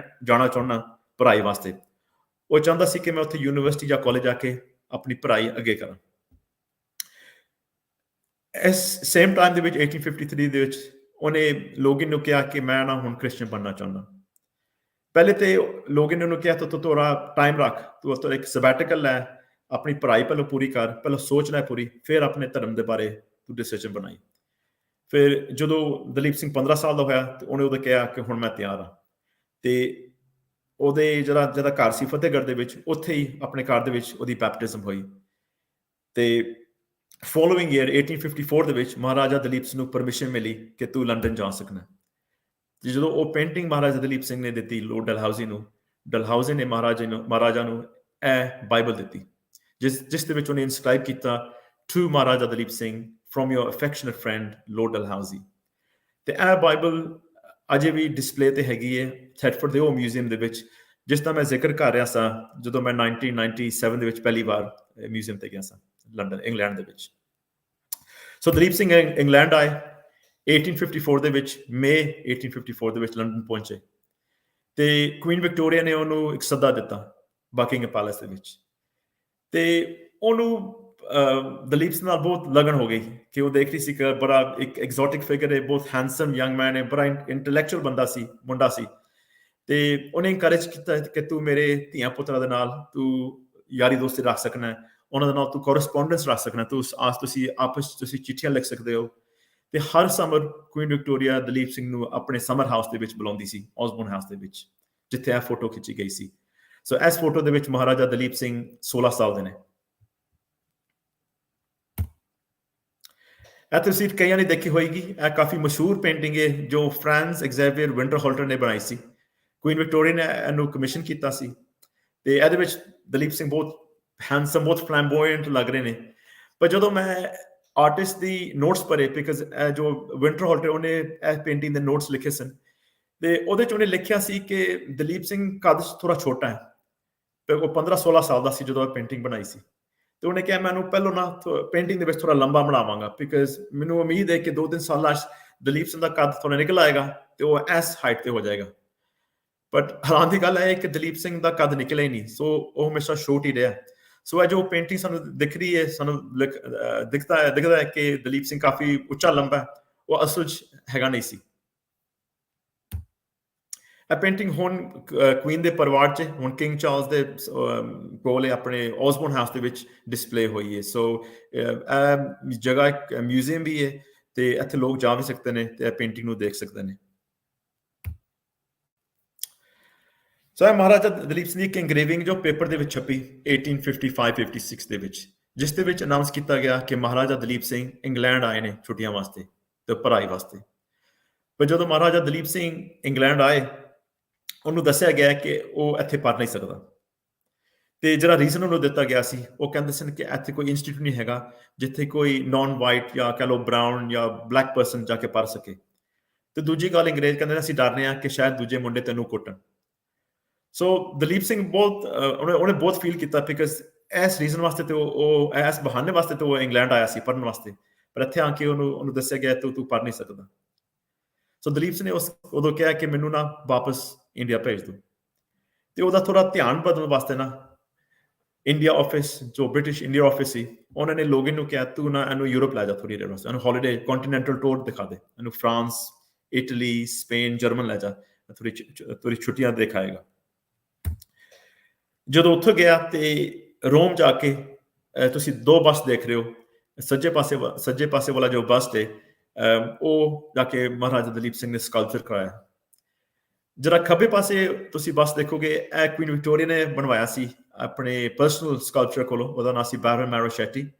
ਤੇ ਇਹ ਸਕਲਪਚਰ ਹਾਲੇ ਤੱਕ ਵੀ ਕੁਈਨ ਦੇ ਫੈਮਿਲੀ ਦੇ ਵਿੱਚ ਉਹਨਾਂ ਦੇ ਕੋਲ ਹੀ ਹੈ, ਉਹਨਾਂ ਦੇ ਮਿਊਜ਼ੀਅਮ ਦੇ ਵਿੱਚ। ਤੇ ਇਹਦੀ ਜਿਹੜੀ ਕਾਸਟ ਹੈ ਉਹ ਤੁਹਾਨੂੰ ਲਾਹੌਰ ਦੇ ਕਿਲੇ ਦੇ ਵਿੱਚ ਪ੍ਰਿੰਸ ਬੰਬਾ ਕਲੈਕਸ਼ਨ ਦੇ ਵਿੱਚ ਮਿਲੇਗੀ, ਕਿਉਂਕਿ ਉਹ ਬੰਬਾ ਦੇ ਨਾਲ ਸੀ ਤੇ ਬੰਬਾ ਉਹ ਲਾਹੌਰ ਨਾਲ ਲੈ ਕੇ ਆਈ ਸੀ। ਤੇ ਜਿਹੜੇ ਸੱਜੇ ਪਾਸੇ ਵਾਲਾ ਸਟੈਚੂ ਹੈ, ਜਿਹੜਾ ਬਸਟ ਹੈ, ਉਹ ਬਹੁਤ ਮਸ਼ਹੂਰ ਹੈ। ਉਹ 2007 ਦੇ ਵਿੱਚ ਉਹ ਆਕਸ਼ਨ ਦੇ ਵਿੱਚ ਆਇਆ ਸੀ ਲੰਡਨ ਦੇ ਵਿੱਚ, ਤੇ ਉਹਦਾ 20 ਤੋਂ 25 ਹਜ਼ਾਰ ਐਸਟੀਮੇਟ ਥਾਂ ਮਾਰ ਗਿਆ ਸੀ। ਉਹ ਜਦੋਂ ਉਹਦਾ ਹਥੌੜਾ ਜਦੋਂ ਡਿੱਗਿਆ ਆਕਸ਼ਨ ਦੇ ਵਿੱਚ, ਉਹ 1.7 ਮਿਲੀਅਨ ਪਾਉਂਡ ਵਾਸਤੇ ਵਿਕਿਆ, ਜਦੋਂ ਤੁਸੀਂ ਕਹਿ ਲਓ 17 ਲੱਖ ਪਾਉਂਡ ਵਾਸਤੇ ਇਹ ਬਸਟ ਵਿਕਿਆ। ਤੇ ਆਕਸ਼ਨ ਵਾਲਿਆਂ ਨੇ ਮੈਨੂੰ ਕੰਟੈਕਟ ਕੀਤਾ ਸੀ ਪਹਿਲੋਂ, ਉਹ ਕਹਿੰਦੇ ਸੀ ਕਿ ਤੁਸੀਂ ਇਸ ਬਸਟ ਦੀ ਥੋੜੀ ਰਿਸਰਚ ਕਰੋ, ਅਸੀਂ ਇਹਦੀ ਨਿਲਾਮੀ ਕਰ ਰਹੇ ਹਾਂ ਤੇ ਅਸੀਂ ਜਾਣਨਾ ਚਾਹੁੰਦੇ ਹਾਂ ਕਿ ਇਹ ਬਸਟ ਪਿਛਲੇ 100 ਸਾਲ ਤੋਂ ਕਿੱਥੇ ਪਿਆ ਰਿਹਾ। ਤੇ ਜਦੋਂ ਮੈਂ ਰਿਸਰਚ ਕੀਤੀ ਤੇ ਮੈਨੂੰ ਪਤਾ ਲੱਗਿਆ, ਜਦੋਂ ਬੰਬਾ ਲਾਹੌਰ ਗਈ ਤੇ ਉਹ ਬਸਟ ਆਪਣੇ ਲੰਡਨ ਦੇ ਕਾਟੇਜ ਦੇ ਵਿੱਚ, ਥੈਟਫੋਰਡ ਦੇ ਕਾਟੇਜ ਵਿੱਚ ਛੱਡ ਆਈ, ਬਲੋਨੋਟਨ ਦੇ ਵਿੱਚ। ਤੇ ਜਦੋਂ ਉਹ ਨਵੇਂ ਓਨਰ ਆਏ ਤੇ ਉਹਨਾਂ ਨੇ ਇਹ ਬਸਟ ਦੇਖਿਆ ਤੇ ਉਹਨਾਂ ਸੋਚਿਆ ਯਾਰ ਕੀ ਹੈ, ਤੇ ਇਹਨਾਂ ਨੇ ਕੱਢ ਕੇ ਬਾਹਰ ਅੱਗੇ ਵਿਹੜੇ 'ਚ ਰੱਖ ਦਿੱਤਾ, ਫਰੰਟ ਗਾਰਡਨ ਦੇ ਵਿੱਚ। ਤੇ ਕਮ ਸੇ ਕਮ 25 ਸਾਲ ਇਹ ਉਹਨਾਂ ਦੇ ਵਿਹੜੇ ਦੇ ਵਿੱਚ ਪਿਆ ਰਿਹਾ, ਫਰੰਟ ਦੇ ਵਿੱਚ, ਤੇ ਕਿਸੇ ਨੇ ਦੇਖਿਆ ਹੀ ਨਹੀਂ। ਤੇ ਉਹਨਾਂ ਦਾ ਜਦੋਂ ਬੇਟਾ ਵੱਡਾ ਹੋਇਆ, ਉਹ ਥੋੜਾ ਅਮਲੀ ਨਿਕਲਿਆ ਆਇਆ, ਥੋੜਾ ਸ਼ਰਾਬੀ ਬੰਦਾ ਸੀ, ਤੇ ਉਹਨੂੰ ਪੈਸੇ ਦੀ ਲੋੜ ਸੀ। ਉਹ ਬਸ ਚੁੱਕ ਕੇ ਆਪਣੇ ਠੇਕੇ ਤੇ ਲੈ ਗਿਆ, ਤੇ ਠੇਕੇ ਵਾਲੇ ਨੂੰ ਕਹਿੰਦਾ ਕਿ ਨਾ ਮੈਂ ਇਹਨੂੰ ਵੇਚਣਾ ਤੇ ਮੈਨੂੰ ਕੋਈ 50 ਪੌਂਡ ਦੇ ਦੇ, ਮੈਨੂੰ ਦਾਰੂ ਵਾਸਤੇ ਪੈਸੇ ਚਾਹੀਦੇ ਨੇ। ਠੇਕੇ ਵਾਲਾ ਉਹਨੂੰ ਕਹਿਣ ਲੱਗਾ ਕਿ ਤੂੰ ਏਦਾਂ ਕਰ, ਤੂੰ ਇੱਥੇ ਹੀ ਰਹਿਣ ਦੇ ਤੇ ਮੈਂ ਤੇਰੇ ਵਾਸਤੇ ਵੇਚ ਦਾਂਗਾ, ਕੋਈ ਗਾਹਕ ਆਏਗਾ ਤੇ ਮੈਂ ਤੇਰੇ ਵਾਸਤੇ ਵੇਚ ਦੇਵਾਂਗਾ ਤੇ ਤੈਨੂੰ ਪੈਸੇ ਦੇ ਦਾਂਗਾ। ਕਈ ਮਹੀਨੇ ਬਾਅਦ ਇੱਕ ਗੋਰੀ ਆਈ ਤੇ 1981 ਦੇ ਵਿੱਚ, ਤੇ ਉਹਨੇ ਇਹ ਬੱਸ ਖਰੀਦਿਆ 50 ਪੌਂਡ ਵਾਸਤੇ, ਤੇ ਬਾਅਦ ਵਿੱਚ ਉਹਨੇ 15 ਸਾਲ ਰੱਖ ਕੇ ਉਹਨੇ 17 ਲੱਖ ਵਾਸਤੇ ਵੇਚ ਛੱਡਿਆ। ਤੇ ਹੈਰਾਨ ਵਾਲੀ ਸਟੋਰੀ ਇਹ ਹੈ ਕਿ ਇਹ ਸੇਮ ਲੈਕਚਰ ਮੈਂ ਦੇ ਰਿਹਾ ਸਾਂ ਆਪਣੇ ਥੈਟਫੋਰਡ ਦੇ ਸ਼ਹਿਰ, ਉਹੀ ਪਿੰਡ ਜਿੱਥੇ ਉਹ ਠੇਕਾ ਸੀ। ਅੱਜ ਤੋਂ 10 ਸਾਲ ਪਹਿਲਾਂ ਮੈਂ ਉੱਥੇ ਇੱਕ ਟੋਕ ਦੇ ਰਿਹਾ ਸਾਂ, ਤੇ ਮੈਂ ਉਹਨਾਂ ਨੂੰ ਕਿਹਾ, ਪਿੰਡ ਵਾਲਿਆਂ ਨੂੰ ਕਿਹਾ, ਮੈਂ ਕਿਹਾ ਇਹ ਬੱਸ ਤੁਹਾਡੇ ਪਿੰਡ ਤੋਂ ਆਇਆ ਸੀ। ਤੇ ਉਸ ਵੇਲੇ ਇੱਕ ਅਮਲੀ 50 ਪੌਂਡ ਦੀ ਵੇਚ ਰਿਹਾ ਸੀ ਤੇ ਕਿਸੇ ਨੇ ਲਈ ਨਹੀਂ। ਤੇ ਜਦੋਂ ਮੈਂ ਕਿਹਾ ਤੇ ਇੱਕ ਬਜ਼ੁਰਗ ਬੰਦਾ, ਇੱਕ ਗੋਰਾ ਬੰਦਾ ਉੱਠ ਕੇ, ਕੋਈ 80 ਸਾਲ ਦਾ ਸੀ ਉਸ ਵੇਲੇ, ਤੇ ਮੈਨੂੰ ਉੱਠ ਕੇ ਕਹਿੰਦਾ ਸਰਦਾਰ ਸਾਹਿਬ, ਉਹ ਅਮਲੀ ਨੇ ਮੈਨੂੰ ਬਸਟ ਵੀ ਆਫਰ ਕੀਤਾ ਸੀ, ਇਹ ਬਸਟ। ਉਹ ਮੈਨੂੰ ਕਹਿੰਦਾ ਸੀ ਮੈਨੂੰ 40 ਪੌਂਡ ਦੇ ਦੇ, ਪਰ ਮੈਂ ਨਹੀਂ ਲਈ ਉਹਦੇ ਕੋਲ। ਮੈਂ ਸੋਚਿਆ ਸੀ ਪਤਾ ਨਹੀਂ ਇਹ ਕੋਈ ਜਾਦੂ ਟੂਣੇ ਵਾਲੀ ਬਸਟ ਹੈਗੀ ਏ, ਉਹ ਮੈਂ ਘਰ ਲੈ ਕੇ ਜਾਵਾਂਗਾ ਤੇ ਮੇਰੀ ਘਰ ਵਾਲੀ ਕਹੇਗੀ ਤੂੰ ਕੀ ਲੈ ਆਇਆ, ਇਹਨੂੰ ਸੁੱਟ ਪਾਸੇ, ਇਸ ਕਰਕੇ ਮੈਂ ਨਹੀਂ ਲਿਆ। ਫਿਰ ਮੈਂ ਉਹਨੂੰ ਕਿਹਾ, ਮੈਂ ਕਿਹਾ ਤੈਨੂੰ ਰਿਗਰੈਟ ਨਹੀਂ ਹੈਗੀ ਜਿਹੜੀ ਤੂੰ 40 ਪੌਂਡ ਦੀ ਇਨਵੈਸਟਮੈਂਟ ਕਰਦਾ, ਉਹ ਅੱਜ 17 ਲੱਖ ਪੌਂਡ ਵਾਸਤੇ ਵਿਕਦੀ? ਤੇ ਕਹਿੰਦਾ ਨਹੀਂ, ਮੇਰੇ ਕੋਲ ਕੋਈ ਰਿਗਰੈਟ ਨਹੀਂ ਹੈਗੀ। ਤੇ ਮੈਂ ਸੋਚਿਆ, ਮੈਂ ਕਿਹਾ ਤੇਰੇ ਤੋਂ ਵੱਡਾ ਮੈਂ ਝੂਠਾ ਨਹੀਂ ਕਦੀ ਦੇਖਿਆ। ਸੋ ਹੁਣ ਦਲੀਪ ਸਿੰਘ ਬਹੁਤ ਮਸ਼ਹੂਰ ਹੋ ਗਿਆ ਸੀ, ਹਰ ਅਖਬਾਰ 'ਚ ਹਰ ਅਖਬਾਰ 'ਚ ਉਹਦੀ ਫੋਟੋ ਛਪਦੀ ਸੀ, ਹਰ wedding, social event, state opening of Parliament ਨੂੰ ਦਲੀਪ ਸਿੰਘ ਨੂੰ ਅੱਗੇ ਬੁਲਾਇਆ ਜਾਂਦਾ ਸੀ। ਤੇ ਇਹ ਤੁਸੀਂ ਅਖਬਾਰ ਦੇਖ ਰਹੇ ਹੋ, ਗ੍ਰਾਫਿਕ ਨਿਊਜ਼ਪੇਪਰ, ਜਿਸ ਦੇ ਫਰੰਟ ਪੇਜ ਦੇ ਉੱਤੇ ਮਹਾਰਾਜਾ ਦਲੀਪ ਸਿੰਘ ਖਲੋਤੇ ਹੋਏ ਨੇ ਕੁਈਨ ਵਿਕਟੋਰੀਆ ਦੇ ਪਿੱਛੇ ਬਕਿੰਗਮ ਪੈਲੇਸ ਦੇ ਵਿੱਚ। ਇਹ ਇੱਕ ਇੰਗਰੇਵਿੰਗ ਹੈ ਜੋ ਪ੍ਰਿੰਸ ਆਫ ਵੇਲਸ, ਜੋ ਵਿਕਟੋਰੀਆ ਦਾ ਜੋ ਵੱਡਾ ਲੜਕਾ ਸੀ, ਲੇਟਰ ਔਨ ਜੋ ਐਡਵਰਡ VII ਬਣਿਆ, ਉਹਦੀ ਸ਼ਾਦੀ ਦੇ ਫੋਟੋ ਹੈ। ਪ੍ਰਿੰਸ ਆਫ ਵੇਲਸ ਸੈਂਟਰ 'ਚ ਖਲੋਤਾ ਹੈ, ਉਹਦੇ ਸੱਜੇ ਪਾਸੇ ਉਹਦੇ 3 ਭਰਾ ਤੇ ਉਹਨਾਂ ਦੇ ਕਜ਼ਨ ਨੇ, ਤੇ ਨਾਲ ਹੀ ਜੋ ਚਿੱਟੇ ਕੱਪੜੇ ਦੇ ਵਿੱਚ ਮਹਾਰਾਜਾ ਦਲੀਪ ਸਿੰਘ ਤੁਸੀਂ ਦੇਖ ਰਹੇ ਹੋ ਨਾਲ ਖਲੋਤਾ ਹੈ। ਸੋ ਇੰਨੀ ਉਹਦੀ ਕੀ ਕਹਿ ਲਓ ਉਹਦੀ ਸਟੇਟਸ ਸੀ, ਉਹਦੀ ਰੈਂਕ ਸੀ ਕਿ ਫੋਰਨ ਰੋਇਲਟੀ ਦੇ ਅੱਗੇ ਮਹਾਰਾਜਾ ਦਲੀਪ ਸਿੰਘ ਸਭ ਤੋਂ ਪਹਿਲਾਂ ਆਉਂਦੇ ਸਨ। ਸੋ ਬਹੁਤ ਫੇਵਰਟ ਬਣ ਚੁੱਕਿਆ ਸੀ ਕੁਈਨ ਵਿਕਟੋਰੀਆ ਦਾ ਉਸ ਵੇਲੇ। ਸੋ ਬਹੁਤ ਅਰਲੀ ਫੋਟੋ ਹੈ 1856 ਦੀ, ਜਦੋਂ ਮਹਾਰਾਜਾ ਦਲੀਪ ਸਿੰਘ 18 ਸਾਲ ਦੇ ਹੋਏ। ਤੇ ਇਸ ਵੇਲੇ ਮਹਾਰਾਜਾ ਦਲੀਪ ਸਿੰਘ ਨੇ ਹੁਣ ਕਿਹਾ ਕਿ ਨਾ ਹੁਣ ਮੈਂ ਵਾਪਸ ਜਾਣਾ ਚਾਹੁੰਦਾ ਇੰਡੀਆ। ਫਿਰ ਉਹਨਾਂ ਨੇ ਕਿਹਾ, ਪਰ ਉਦੋਂ ਬ੍ਰਿਟਿਸ਼ ਇੰਡੀਆ ਆਫਿਸ ਨੇ ਦੱਸਿਆ ਮਹਾਰਾਜਾ ਦਲੀਪ ਸਿੰਘ ਨੂੰ ਕਿ ਇੰਡੀਆ ਦੇ ਵਿੱਚ ਇੰਡੀਅਨ ਮਿਊਟਨੀ ਸ਼ੁਰੂ ਹੋ ਗਈ ਹੈ, ਤੇ ਉਹਨਾਂ ਨੇ ਕਿਹਾ ਕਿ ਤੁਹਾਡੇ ਬੰਦੇ ਤੇ ਆਪਸ ਲੜ ਰਹੇ ਨੇ, ਇੱਕ ਦੂਜੇ ਨੂੰ ਮਾਰ ਰਹੇ ਨੇ, ਤੇ ਤੂੰ ਇੰਡੀਆ ਚਲਾ ਗਿਆ ਤੇ ਤੈਨੂੰ ਵੀ ਮਾਰ ਦੇਣਗੇ। ਸੋ ਇਸ ਕਰਕੇ ਦਲੀਪ ਸਿੰਘ ਵਾਸਤੇ ਉਹਨਾਂ ਨੇ ਇੱਕ ਪਰਮਨੈਂਟ ਘਰ ਲਿਆ ਰੋਹੈਂਪਟਨ ਦੇ ਵਿੱਚ, ਤੇ ਲੋਗਨ ਦਲੀਪ ਸਿੰਘ ਨੂੰ ਸਕਾਟਲੈਂਡ ਲੈ ਗਿਆ, ਆਪਣਾ ਨੇਟਿਵ ਸਕਾਟਲੈਂਡ ਹੈਗਾ ਸੀ, ਸਕਾਟਿਸ਼ ਬੰਦਾ, ਤੇ ਉੱਥੇ ਉਹਨੇ ਇੱਕ ਸ਼ਿਕਾਰ ਘਰ ਲਿਆ ਕਿਰਾਏ ਤੇ ਦਲੀਪ ਸਿੰਘ ਵਾਸਤੇ, ਤੇ ਮਹਾਰਾਜਾ ਦਲੀਪ ਸਿੰਘ ਨੂੰ ਸ਼ਿਕਾਰ ਦੇ ਵਿੱਚ ਇੰਟਰੋਡਿਊਸ ਕਰਾਇਆ।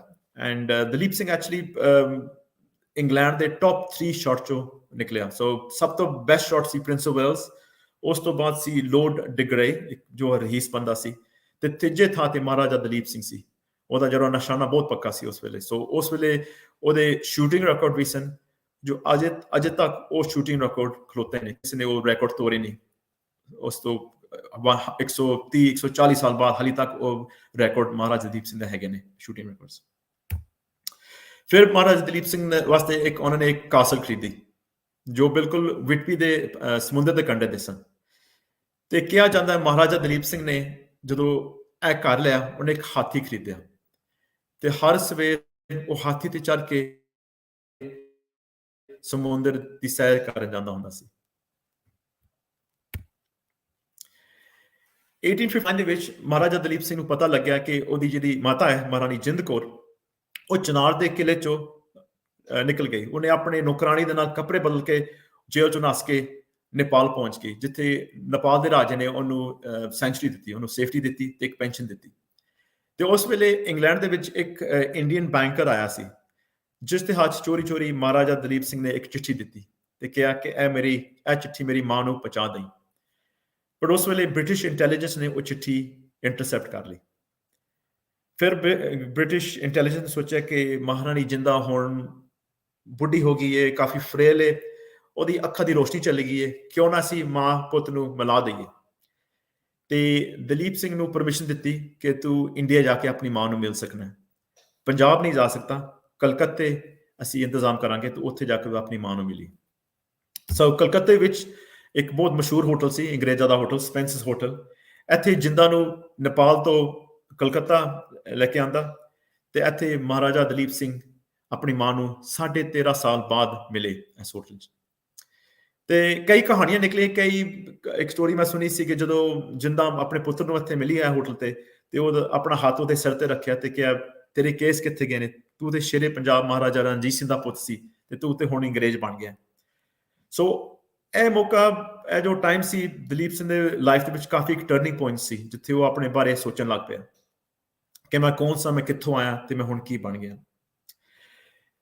ਉਸ ਵੇਲੇ ਜਿਹੜੀ ਸਿੱਖ ਆਰਮੀ ਸੀ, ਤਾਂ ਜਿਹੜੀ ਪੰਜਾਬ ਦੀ ਜਿਹੜੀ ਆਰਮੀ ਸੀ, ਉਹ ਬ੍ਰਿਟਿਸ਼ ਇੰਡੀਅਨ ਆਰਮੀ ਦੇ ਵਿੱਚ ਨਾਲ ਭਰਤੀ ਹੋ ਗਈ ਸੀ, ਜੁਆਇਨ ਹੋ ਗਈ ਸੀ। ਤੇ ਉਹ ਸੇਮ ਟਾਈਮ ਜਦੋਂ ਦਲੀਪ ਸਿੰਘ ਕਲਕੱਤਾ ਆਇਆ, ਉਹ ਆਰਮੀ ਚਾਈਨਾ ਵਾਰ ਤੋਂ ਵਾਪਸ ਆ ਰਹੀ ਸੀ ਇੰਡੀਆ ਦੇ ਵਿੱਚ, ਤੇ ਉਹਨਾਂ ਨੂੰ ਪਤਾ ਲੱਗ ਗਿਆ ਸੀ ਕਿ ਮਹਾਰਾਜਾ ਦਲੀਪ ਸਿੰਘ ਕਲਕੱਤਾ ਆਏ ਹੋਏ ਨੇ। ਉਦੋਂ ਫਿਰ ਕੋਈ 1000 ਕੋਈ ਫੌਜੀ ਬਾਹਰ ਖੜ ਗਏ ਹੋਟਲ ਦੇ ਵਿੱਚ ਤੇ ਦਲੀਪ ਸਿੰਘ ਦੇ ਨਾਰੇ ਲਾਉਣ ਲੱਗ ਪਏ ਕਿ ਅਸੀਂ ਤੁਹਾਡੇ ਨਾਲ ਆ, ਤੁਸੀਂ ਸ਼ੇਰੇ ਪੰਜਾਬ ਦੇ ਪੁੱਤ ਹੋ। ਗੋਰਿਆਂ ਨੂੰ ਥੋੜੀ ਪੈਨਿਕ ਹੋ ਗਈ ਤੇ ਦਲੀਪ ਸਿੰਘ ਨੂੰ ਕਿਹਾ ਤੂੰ ਜਲਦ ਤੋਂ ਜਲਦ ਵਾਪਸ ਇੰਗਲੈਂਡ ਚਲਾ ਜਾ, ਨਹੀਂ ਤੇ ਇੱਥੇ ਕੋਈ ਹੱਲਾ ਮਚ ਜਾਏਗਾ। ਜੇ ਤੂੰ ਚਾਹੁੰਦਾ ਤੂੰ ਆਪਣੀ ਮਾਂ ਨੂੰ ਵੀ ਨਾਲ ਲੈ ਜਾ, ਅਸੀਂ ਤੁਹਾਨੂੰ ਪਰਮਿਸ਼ਨ ਦਿੰਦੇ ਹਾਂ, ਤੂੰ ਜਿੰਦਾ ਨੂੰ ਇੰਗਲੈਂਡ ਲੈ ਜਾ। ਸੋ ਦਲੀਪ ਸਿੰਘ ਬਹੁਤ ਖੁਸ਼ ਸੀ ਕਿ ਫਾਈਨਲੀ ਜਿਹੜੇ ਉਹਦੇ ਆਖਰੀ ਸਾਲ ਨੇ ਆਪਣੇ ਮਾਂ ਦੇ ਨਾਲ, ਉਹ ਮਾਂ ਦੇ ਨਾਲ ਗੁਜ਼ਰਨਗੇ। ਫਿਰ ਉਹਨੂੰ ਲੰਡਨ ਲੈ ਗਿਆ। ਲੰਡਨ ਦੇ ਵਿੱਚ ਉਹਨੇ ਇੱਕ ਘਰ ਕਿਰਾਏ ਤੇ ਲਿਆ ਲੈਂਕਾਸਟਰ ਗੇਟ ਦੇ ਵਿੱਚ, ਹਾਲੇ ਤੱਕ ਉਹ ਘਰ ਉੱਥੇ ਹੈਗਾ। ਤੇ ਉੱਥੇ ਉਹਨੇ ਇਹ ਪੇਂਟਿੰਗ ਜੋਰਜ ਰਿਚਮੰਡ ਕੋਲੋਂ ਬਣਵਾਈ, ਜੋ ਕਾਫੀ ਮਸ਼ਹੂਰ ਸੀ, ਤੇ ਉਹਨੇ ਕਾਫੀ ਪੇਂਟਿੰਗਸ ਮਹਾਰਾਜਾ ਦਲੀਪ ਸਿੰਘ ਵਾਸਤੇ ਬਣਾਈਆਂ ਸਨ, ਉਹਦੇ ਪਰਿਵਾਰ ਦੀਆਂ ਪੇਂਟਿੰਗਸ। ਤੇ ਮੇਰੇ ਹਿਸਾਬ ਦੇ ਵਿੱਚ ਇਹ ਪੇਂਟਿੰਗ ਸਭ ਤੋਂ ਐਕੂਰੇਟ ਕਹਿ ਲਓ ਪੇਂਟਿੰਗ ਹੈਗੀ ਹੈ, ਲੁੱਕ ਹੈਗੀ ਹੈ ਮਹਾਰਾਣੀ ਜਿੰਦਾ ਦੀ ਉਸ ਵੇਲੇ ਦੀ। ਤੇ ਇਹ ਪੇਂਟਿੰਗ ਹੁਣ ਆਪਣੇ ਲੇਟ ਡਾਕਟਰ ਕਪਾਨੀ ਦੇ ਕਲੈਕਸ਼ਨ ਦੇ ਵਿੱਚ, ਜੋ ਅਮਰੀਕਾ ਦੇ ਵਿੱਚ ਬਹੁਤ ਵੱਡੇ ਕਲੈਕਟਰ ਰਹੇ ਨੇ, ਸਾਇੰਟਿਸਟ ਰਹੇ ਨੇ, ਉਹਨਾਂ ਦੀ ਕਲੈਕਸ਼ਨ ਦੇ ਵਿੱਚ ਇਹ ਪੇਂਟਿੰਗ ਹੈ। ਸਾਲ ਕੋਈ ਬਾਅਦ ਇਹ ਪੇਂਟਿੰਗ ਦੇ ਮਹਾਰਾਣੀ ਜਿੰਦਾ ਦੀ ਡੈਥ ਹੋ ਗਈ ਲੰਡਨ ਦੇ ਵਿੱਚ, ਤੇ ਉਸ ਵੇਲੇ ਸੰਸਕਾਰ ਕਰਨਾ ਇੰਗਲੈਂਡ ਦੇ ਵਿੱਚ ਮਨਾ ਸੀ, ਇਟ ਵਾਸ ਇਲੀਗਲ। ਸੋ ਦਲੀਪ ਸਿੰਘ ਨੂੰ ਪਰਮਿਸ਼ਨ ਲੈਣਾ ਪਿਆ ਕਿ ਮੈਂ ਆਪਣੀ ਮਾਂ ਦੀ ਬੋਡੀ ਇੰਡੀਆ ਲੈ ਕੇ ਉਹਦਾ ਸੰਸਕਾਰ ਕਰਾਂ। ਤੇ ਅਚਾਨਕ ਹੀ 2 ਮਹੀਨੇ ਬਾਅਦ ਦਲੀਪ ਸਿੰਘ ਦੀ ਇੱਕ ਹੋਰ ਪੇਰੈਂਟ ਕਹਿ ਲਓ, ਸਰ ਜੌਨ ਲੋਗਨ, ਜੋ ਉਹਦੇ ਪਿਓ ਵਾਂਗੂ ਸੀ, ਜੋ ਪਿਛਲੇ 15-20 ਸਾਲ ਉਹਦੀ ਦੇਖਭਾਲ ਕੀਤੀ, ਉਹਦੀ ਡੈਥ ਹੋ ਗਈ। ਤੇ ਦਲੀਪ ਸਿੰਘ ਨੇ ਆਪਣੇ ਖਰਚ ਚੋਂ ਇਹ ਸਮਾਧੀ ਸਰ ਜੌਨ ਲੋਗਨ ਵਾਸਤੇ ਬਣਾਈ। ਤੇ ਕਹਿੰਦਾ ਜਾਂਦੇ ਆ ਜਦੋਂ ਉਹਦਾ ਫਿਊਨਰਲ ਸੀ ਲੋਗਨ ਦਾ, ਉਸ ਸਰਵਿਸ ਦੇ ਉੱਤੇ ਦਲੀਪ ਸਿੰਘ ਬਹੁਤ ਰੋਇਆ ਤੇ ਕਹਿੰਦਾ ਅੱਜ ਮੇਰਾ ਪਿਓ ਮਰ ਗਿਆ। ਇੰਨੀ ਉਹਦੀ ਲੋਗਨ ਦੇ ਨਾਲ ਰਿਲੇਸ਼ਨਸ਼ਿਪ ਸੀ, ਇੰਨੇ ਕਲੋਜ਼ ਸਨ। ਸੋ 1863 ਦੇ ਵਿੱਚ ਮਹਾਰਾਜਾ ਦਲੀਪ ਸਿੰਘ ਨੂੰ ਪਰਮਿਸ਼ਨ ਮਿਲੀ ਕਿ ਆਪਣੀ ਮਾਂ ਦੀਆਂ ਜੋ ਰਿਮੇਨਸ ਨੇ ਉਹ ਇੰਡੀਆ ਲੈ ਸਕੇ। ਅਗੇਨ ਉਹਨੂੰ ਅਲਾਉ ਨਹੀਂ ਸੀ ਕਿ ਤੂੰ ਪੰਜਾਬ ਜਾਵੇਂ। ਸੋ ਦੇ ਸਿਸਟਮ ਤੂੰ ਜਾ ਸਕਣਾ ਹੈ ਬੰਬੇ, ਤੇ ਬੰਬੇ ਜਾ ਉੱਤੇ ਸੰਸਕਾਰ ਕਰਕੇ ਵਾਪਸ ਆ ਜੀ। ਸੋ ਦਲੀਪ ਸਿੰਘ ਗਿਆ ਬੰਬੇ ਦੇ ਰਸਤੇ, ਤੇ ਹਾਫਵੇ ਪੁਆਇੰਟ ਤੇ ਉਹ ਜਾ ਕੇ ਕਾਇਰੋ ਤੇ ਰੁਕਿਆ ਈਜਿਪਟ ਦੇ ਵਿੱਚ, ਜਿੱਥੇ ਉਹ ਇੱਕ ਅਮਰੀਕਨ ਮਿਸ਼ਨਰੀ ਸਕੂਲ ਤੇ ਗਿਆ। ਤੇ ਉੱਥੇ ਜਾ ਕੇ ਉਹਨਾਂ ਨੂੰ ਕਹਿੰਦਾ ਕਿ ਮੈਂ ਵਿਆਹ ਕਰਨਾ ਚਾਹੁੰਦਾ, ਕਿ ਤੇ ਕੋਈ ਲੇਡੀ ਹੈਗੀ, ਕੋਈ ਮਿਸ਼ਨਰੀ ਲੇਡੀ, ਉਹਨੂੰ ਚਾਹੀਦਾ ਸੀ ਕੋਈ ਜਿਹੜੀ ਸਟਰੋਂਗ ਕ੍ਰਿਸਚਨ ਵੂਮਨ ਹੋਵੇ ਜਿਹਦੇ ਨਾਲ ਉਹ ਸ਼ਾਦੀ ਕਰ ਸਕੇ। ਤੇ ਉਹਨਾਂ ਨੇ ਇੱਕ ਯੰਗ ਜਰਮਨ ਅਬਸੀਨੀਅਨ ਕੁੜੀ ਸੀ ਜਿਸਦਾ ਨਾਂ ਸੀ ਬੰਬਾ ਮੁਲਰ, ਉਹਦੇ ਨਾਲ ਮਹਾਰਾਜਾ ਦਲੀਪ ਸਿੰਘ ਨੂੰ ਮਿਲਾਇਆ। ਤੇ ਦਲੀਪ ਸਿੰਘ ਨੇ ਦੇਖਦੇ ਦੇਖਦੇ ਉਹਦੇ ਨਾਲ, ਕਹਿੰਦੇ ਨੇ ਉਹਦੇ ਨਾਲ ਪਿਆਰ ਹੋ ਗਿਆ, ਤੇ ਉਹਨੇ ਪ੍ਰਪੋਜ਼ ਕਰ ਦਿੱਤਾ ਬੰਬਾ ਨੂੰ। ਤੇ ਬੰਬਾ ਨੇ ਕਿਹਾ ਮੈਂ ਆਪਣੇ ਪਿਓ ਨੂੰ ਪੁੱਛਾਂਗੀ ਪਹਿਲੋਂ, ਜੇ ਮੇਰਾ ਪਿਓ ਮੰਨ ਗਿਆ ਫਿਰ ਮੈਂ ਤੇਰੇ ਨਾਲ ਸ਼ਾਦੀ ਕਰ ਲਵਾਂਗੀ। ਜਦੋਂ ਉਹਨੇ ਪਿਓ ਨਾਲ ਗੱਲ ਕੀਤੀ, ਪਿਓ ਨੇ ਕਿਹਾ, ਉਹ ਤੇ ਖੁਸ਼ ਸੀ ਕਿ ਰਾਜੇ ਨਾਲ ਉਹਦੀ ਸ਼ਾਦੀ ਹੋ ਰਹੀ ਹੈ। ਤੇ ਦੂਜਾ ਉਹਨੂੰ ਕਿਹਾ ਕਿ ਇਹ ਸ਼ਾਇਦ ਰੱਬ ਦੀ ਮਰਜ਼ੀ ਹੈ, ਤੂੰ ਕ੍ਰਿਸਚਨ ਮਿਸ਼ਨਰੀ ਹੈ ਤੇ ਸ਼ਾਇਦ ਰੱਬ ਦੀ ਮਰਜ਼ੀ ਹੈ ਕਿ ਤੂੰ ਦਲੀਪ ਸਿੰਘ ਨਾਲ ਵਿਆਹ ਕਰੇ, ਤੇ ਉੱਥੇ ਵੀ ਜਾ ਕੇ ਤੂੰ ਆਪਣਾ ਜਦੋਂ ਕ੍ਰਿਸਚਨ ਜਿਹੜੀ ਮਿਸ਼ਨਰੀ ਕੰਮ ਹੈ ਇੰਗਲੈਂਡ ਦੇ ਵਿੱਚ ਜਾ ਕੇ ਉੱਥੇ ਤੂੰ ਉੱਥੇ ਫੈਲੇ। ਸੋ ਦਲੀਪ ਸਿੰਘ ਨੇ ਮਿਸ਼ਨਰੀ ਸਕੂਲ ਨੂੰ ਕਿਹਾ ਕਿ ਤੁਸੀਂ ਨਾ ਹੁਣ ਵਿਆਹ ਦੀਆਂ ਤਿਆਰੀਆਂ ਕਰੋ, ਮੈਂ ਜਾ ਰਿਹਾ ਬੰਬੇ, ਤੇ ਜਦੋਂ ਮੈਂ ਆਪਣੀ ਮਾਂ ਦਾ ਸੰਸਕਾਰ ਕਰਕੇ ਵਾਪਸ ਆਵਾਂਗਾ ਫਿਰ ਮੈਂ ਬੰਬਾ ਦੇ ਨਾਲ ਸ਼ਾਦੀ ਕਰਾਂਗਾ। ਸੋ ਬੰਬੇ ਗਿਆ। ਬੰਬੇ ਦੇ ਕੋਲ ਇੱਕ ਸ਼ਹਿਰ ਹੈ ਨਾਸਿਕ ਦੇ ਨਾਲ ਗੋਦਾਵਰੀ ਰਿਵਰ ਦੇ ਕੰਢੇ ਉੱਤੇ ਆਪਣੀ ਮਾਂ ਦਾ ਸੰਸਕਾਰ ਕੀਤਾ ਤੇ ਵਾਪਸ ਆਇਆ ਈਜਿਪਟ ਦੇ ਵਿੱਚ, ਕਾਇਰੋ ਦੇ ਵਿੱਚ ਉਹਨੇ ਸ਼ਾਦੀ ਕੀਤੀ। ਤੇ ਇਹ ਤੁਸੀਂ ਜੋ 2 ਫੋਟੋਗ੍ਰਾਫ ਦੇਖ ਰਹੇ ਹੋ, ਇਹ ਉਸ ਵੇਲੇ ਦੀਆਂ ਨੇ ਜਦੋਂ ਉਹਨਾਂ ਦੀ ਸ਼ਾਦੀ ਹੋਈ ਜੂਨ 1864 ਦੇ ਵਿੱਚ। ਜੋ ਬੰਬਾ ਸੀ ਉਹ ਅੰਗਰੇਜ਼ੀ ਬੋਲ ਨਹੀਂ ਸਕਦੀ ਸੀ, ਉਹ ਅਰਬੀ ਬੋਲਦੀ ਸੀ। ਸੋ ਉਹਨੇ ਆਪਣੇ ਕ੍ਰਿਸਚਨ ਵਾਊਜ਼ ਅਰਬੀ 'ਚ ਕਹੇ ਤੇ ਦਲੀਪ ਸਿੰਘ ਨੇ ਅੰਗਰੇਜ਼ੀ ਦੇ ਵਿੱਚ। ਬਾਅਦ ਦੇ ਵਿੱਚ ਉਹਨਾਂ ਨੇ ਇੱਕ ਹਨੀਮੂਨ ਕੀਤਾ ਉੱਥੇ ਰਾਮਲੀਆ ਦੇ ਵਿੱਚ, ਤੇ ਫਿਰ ਬਾਅਦ ਇੰਗਲੈਂਡ ਲਾਇਆ ਆਪਣੀ ਨਵੀਂ ਵਾਈਫ ਨੂੰ। ਉਸ ਵੇਲੇ ਮਹਾਰਾਜਾ ਦਲੀਪ ਸਿੰਘ ਨੇ ਇੱਕ ਬੜਾ ਵੱਡਾ ਮਹਿਲ ਖਰੀਦਿਆ ਸੀ ਐਲਵਰਡਨ, ਪਰ ਉਹਦੀ ਮੁਰੰਮਤ ਚੱਲਦੀ ਪਈ ਸੀ। ਸੋ ਉਹ ਆਪਣੇ ਸ਼ਿਕਾਰਗੜ੍ਹ ਸਕਾਟਲੈਂਡ ਦੇ ਵਿੱਚ ਲੈ ਗਿਆ, ਓਚਲਨ ਹਾਊਸ, ਆਪਣੀ ਨਵੀਂ ਵਹੁਟੀ ਨੂੰ ਲੈ ਗਿਆ।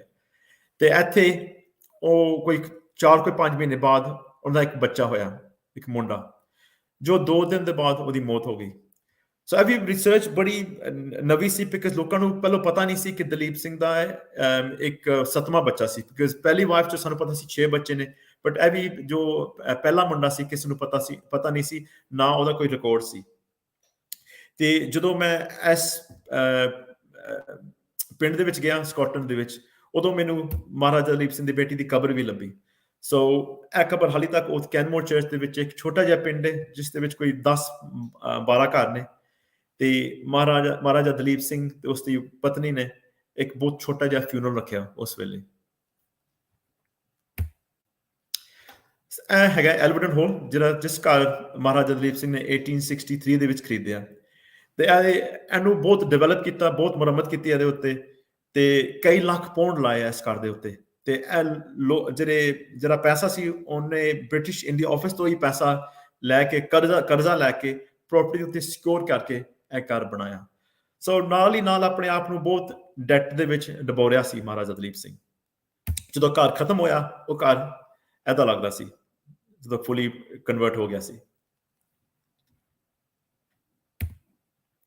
ਤੇ ਇਹ ਉਹ ਘਰ ਦਾ ਪਲਾਨ ਹੈ, ਉਸ ਵੇਲੇ ਦਾ ਪੁਰਾਣਾ ਪਲਾਨ ਹੈ, ਜਿਸ ਵਿੱਚ ਤੁਹਾਨੂੰ ਨਜ਼ਰ ਆ ਰਿਹਾ ਸੱਜੇ ਪਾਸੇ ਫਾਊਂਟਨਸ ਬਣਾਏ ਸਨ, ਲੈਫਟ ਸਾਈਡ ਤੇ ਤੁਸੀਂ ਦੇਖ ਰਹੇ ਹੋ ਸਰਵੈਂਟ ਕੁਆਰਟਰ ਸਨ, ਤੇ ਪਿੱਛੇ ਇੱਕ ਏਵਰੀ ਸੀ ਜਿਸ ਦੇ ਵਿੱਚ ਉਹਨੇ ਹਰ ਰਕਮ ਦੇ ਐਗਜ਼ੋਟਿਕ ਬਰਡਸ, ਉਹਨੂੰ ਬਾਜ਼ ਰੱਖਣ ਦਾ ਬਹੁਤ ਸ਼ੌਂਕੀ ਸੀ, ਸ਼ਿਕਾਰ ਵੀ ਕਰਦਾ ਸੀ। ਸੋ ਉਸ ਹਰ ਰਕਮ ਦੇ ਬਾਜ਼ ਰੱਖੇ ਸਨ ਇਸ ਏਵਰੀ ਦੇ ਵਿੱਚ। ਘਰ ਦੇ ਅੰਦਰ ਉਹਨੇ ਬਿਲਕੁਲ ਆਪਣੀ ਜੋ ਕਹਿ ਲਓ ਇੰਡੀਅਨ ਪੈਲੇਸ ਜਾਂ ਮੁਗਲ ਸਟਾਈਲ ਪੈਲੇਸ ਬਣਾਈ ਸੀ, ਵਿੱਚ ਪੂਰੀ ਡਿਵੈਲਪ ਕੀਤੀ ਸੀ। ਕੋਈ ਕਹਿ ਨਹੀਂ ਸਕਦਾ ਸੀ ਕਿ ਇਹ ਇੰਗਲੈਂਡ ਦੇ ਵਿੱਚ ਇਹ ਘਰ ਹੈ। ਉਹਨੇ ਸਪੈਸ਼ਲੀ ਆਰਕੀਟੈਕਟ ਭੇਜੇ ਸਨ ਇੰਡੀਆ ਦੇ ਵਿੱਚ ਕਿ ਤੁਸੀਂ ਉੱਥੇ ਜਾ ਕੇ ਵੇਖ ਕੇ ਆਓ ਕਿ ਜਿਹੜੇ ਪੈਲੇਸ ਦੇ ਵਿੱਚ ਮੈਂ ਰਿਹਾ, ਮੈਂ ਜੰਮਿਆ ਪਲਿਆ, ਉਸ ਟਾਈਪ ਦਾ, ਉਸ ਸਟਾਈਲ ਦਾ ਮੈਨੂੰ ਪੈਲੇਸ ਐਲਵਰਡਨ ਨੂੰ ਡਿਜ਼ਾਈਨ ਕਰਕੇ ਦਿਓ। ਤੇ ਤੁਸੀਂ ਦੇਖ ਰਹੇ ਹੋ ਕਿ ਉਹਨਾਂ ਦੀ ਥੋੜੇ ਜਿਹੜੇ ਨੌਕਰ ਸ਼ਾਕਰ ਸਨ ਉਸ ਵੇਲੇ ਦੇ, ਤੇ ਖੱਬੇ ਪਾਸੇ ਅਰੂਰ ਸਿੰਘ ਸੀ ਜੋ ਮਹਾਰਾਜਾ ਦਲੀਪ ਸਿੰਘ ਦਾ ਵਫਾਦਾਰ ਸੈਕਟਰੀ ਸੀ, ਸਰਦਾਰ ਸੀ। ਤੇ ਬਾਕੀ ਦੇ ਇੱਕ ਪਰਿਵਾਰ ਹੈਗਾ ਜੋ ਮੇਜ਼ ਫੈਮਿਲੀ ਸੀ। ਇਹ ਬਿਲਕੁਲ ਉਸ ਵੇਲੇ ਦੇ ਮਹਾਰਾਜਾ ਦਲੀਪ ਸਿੰਘ ਵਾਸਤੇ ਕਹਿ ਲਓ ਗੇਮ ਕੀਪਰ ਸਨ, ਗਾਰਡਨਰ ਸਨ, ਮੇਡ ਸਨ, ਬਟਲਰ ਸਨ। ਸੋ ਵੱਖਰੀ ਵੱਖਰੀ ਨੌਕਰੀ ਕੀਤੀ ਮੇਜ਼ ਫੈਮਿਲੀ ਨੇ। ਤੇ ਹਾਲੇ ਤੱਕ ਇਸ ਪਰਿਵਾਰ ਦੇ ਜਿਹੜੇ ਜੋ ਪੀੜ੍ਹੀ ਹੈ ਹਾਲੇ ਤੱਕ ਉਸ ਪਿੰਡ ਦੇ ਵਿੱਚ ਰਹਿੰਦੀ ਹੈ, ਐਲਵਰਡਨ ਤੇ ਥੈਟਫੋਰਡ ਦੇ ਵਿੱਚ। ਤੇ ਉਹਨਾਂ ਕੋਲ ਬਹੁਤ ਦਲੀਪ ਸਿੰਘ ਦਾ ਸਮਾਨ ਪਿਆ ਹਾਲੇ ਤੱਕ ਵੀ। ਜਦੋਂ ਵੀ ਕਿਹਾ, ਦਲੀਪ ਸਿੰਘ ਬਹੁਤ ਸ਼ੌਂਕੀ ਸੀ ਸ਼ਿਕਾਰ ਦਾ ਤੇ ਬਹੁਤ ਵੱਡਾ ਖਿਲਾੜੀ ਸੀ। ਤੇ ਹਰ ਸਾਲ ਉਹਨੇ ਇੱਕ ਪਾਰਟੀ ਰੱਖਣੀ, ਤੇ ਇਹ ਪਾਰਟੀਆਂ ਵੀ ਹਫ਼ਤੇ ਦੀਆਂ ਪਾਰਟੀਆਂ ਹੁੰਦੀਆਂ ਸੀ, ਸ਼ੂਟਿੰਗ ਪਾਰਟੀਜ਼। ਤੇ ਸਾਰੇ ਕਹਿ ਲਓ ਇੰਗਲੈਂਡ ਦੇ ਰਹੀਸ ਸਨ, ਉਹ ਆਉਂਦੇ ਸਨ ਇਸ ਪਾਰਟੀ ਦੇ ਉੱਤੇ। ਤੇ ਸੱਜੇ ਪਾਸੇ ਬੈਠੇ ਹੋਏ ਨੇ ਮਹਾਰਾਜਾ ਦਲੀਪ ਸਿੰਘ, ਤੇ ਸੈਂਟਰ ਦੇ ਵਿੱਚ ਕਾਲੀ ਟੋਪੀ, ਜੋ ਜਿਸ ਬੰਦੇ ਨੇ ਕਾਲੀ ਟੋਪੀ ਪਾਈ ਹੈ, ਇਹ ਪ੍ਰਿੰਸ ਆਫ ਵੇਲਸ ਸਨ, ਜੋ ਵਿਕਟੋਰੀਆ ਦੇ ਵੱਡੇ ਪੁੱਤਰ ਸਨ, ਲੇਟਰ ਔਨ ਐਡਵਰਡ VII ਜੋ ਬਣੇ।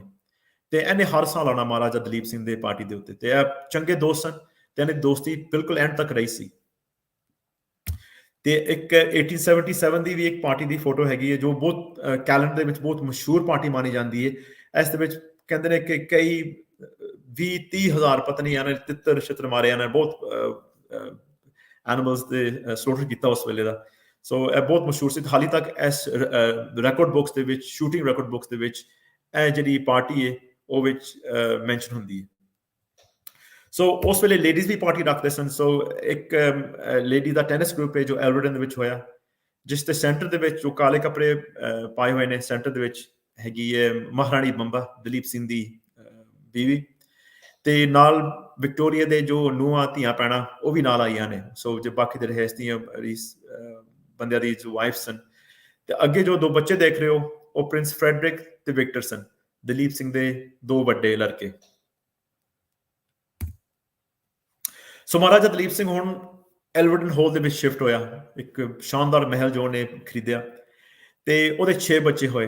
ਤੇ ਇਸ ਤਸਵੀਰ 'ਚ ਤੁਸੀਂ ਉਹ 5 ਬੱਚੇ ਦੇਖ ਰਹੇ ਹੋ, ਉਹਨਾਂ ਦਾ 6ਵਾਂ ਚੋਂ। ਸੋ ਬੰਬਾ ਨੇ 5 ਬੱਚੇ ਦੇ ਨਾਲ ਇੱਕ ਫੋਟੋ ਖਿੱਚੀ ਹੋਈ ਹੈ। ਕਮ ਸੇ ਕਮ ਆਈ ਥਿੰਕ ਇਹ ਫੋਟੋ 1872 1873 ਦੇ ਵਿੱਚ ਫੋਟੋ ਖਿੱਚੀ ਗਈ।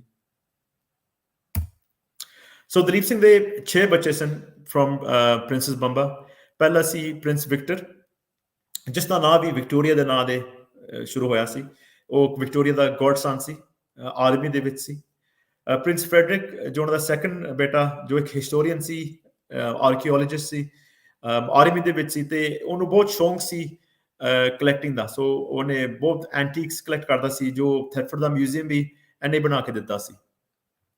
ਪ੍ਰਿੰਸੈਸ ਬੰਬਾ ਜੋ ਸਭ ਤੋਂ ਵੱਡੀ ਬੇਟੀ ਸੀ, ਤੋ ਜੋ ਬਿਲਕੁਲ ਸਾਰੇ ਆਖਰ ਤੋਂ ਜਾ ਕੇ ਐਂਡ ਤੇ ਆਈ ਜਾ ਕੇ ਇਹਦੀ ਡੈਥ ਹੋਈ 1957। ਸੋ ਸ਼ੀ ਆਊਟਲਿਵਡ all her siblings, ਤੇ 89 ਸਾਲ ਦੀ ਲਾਹੌਰ ਦੇ ਵਿੱਚ ਇਹਦੀ ਡੈਥ ਹੋਈ।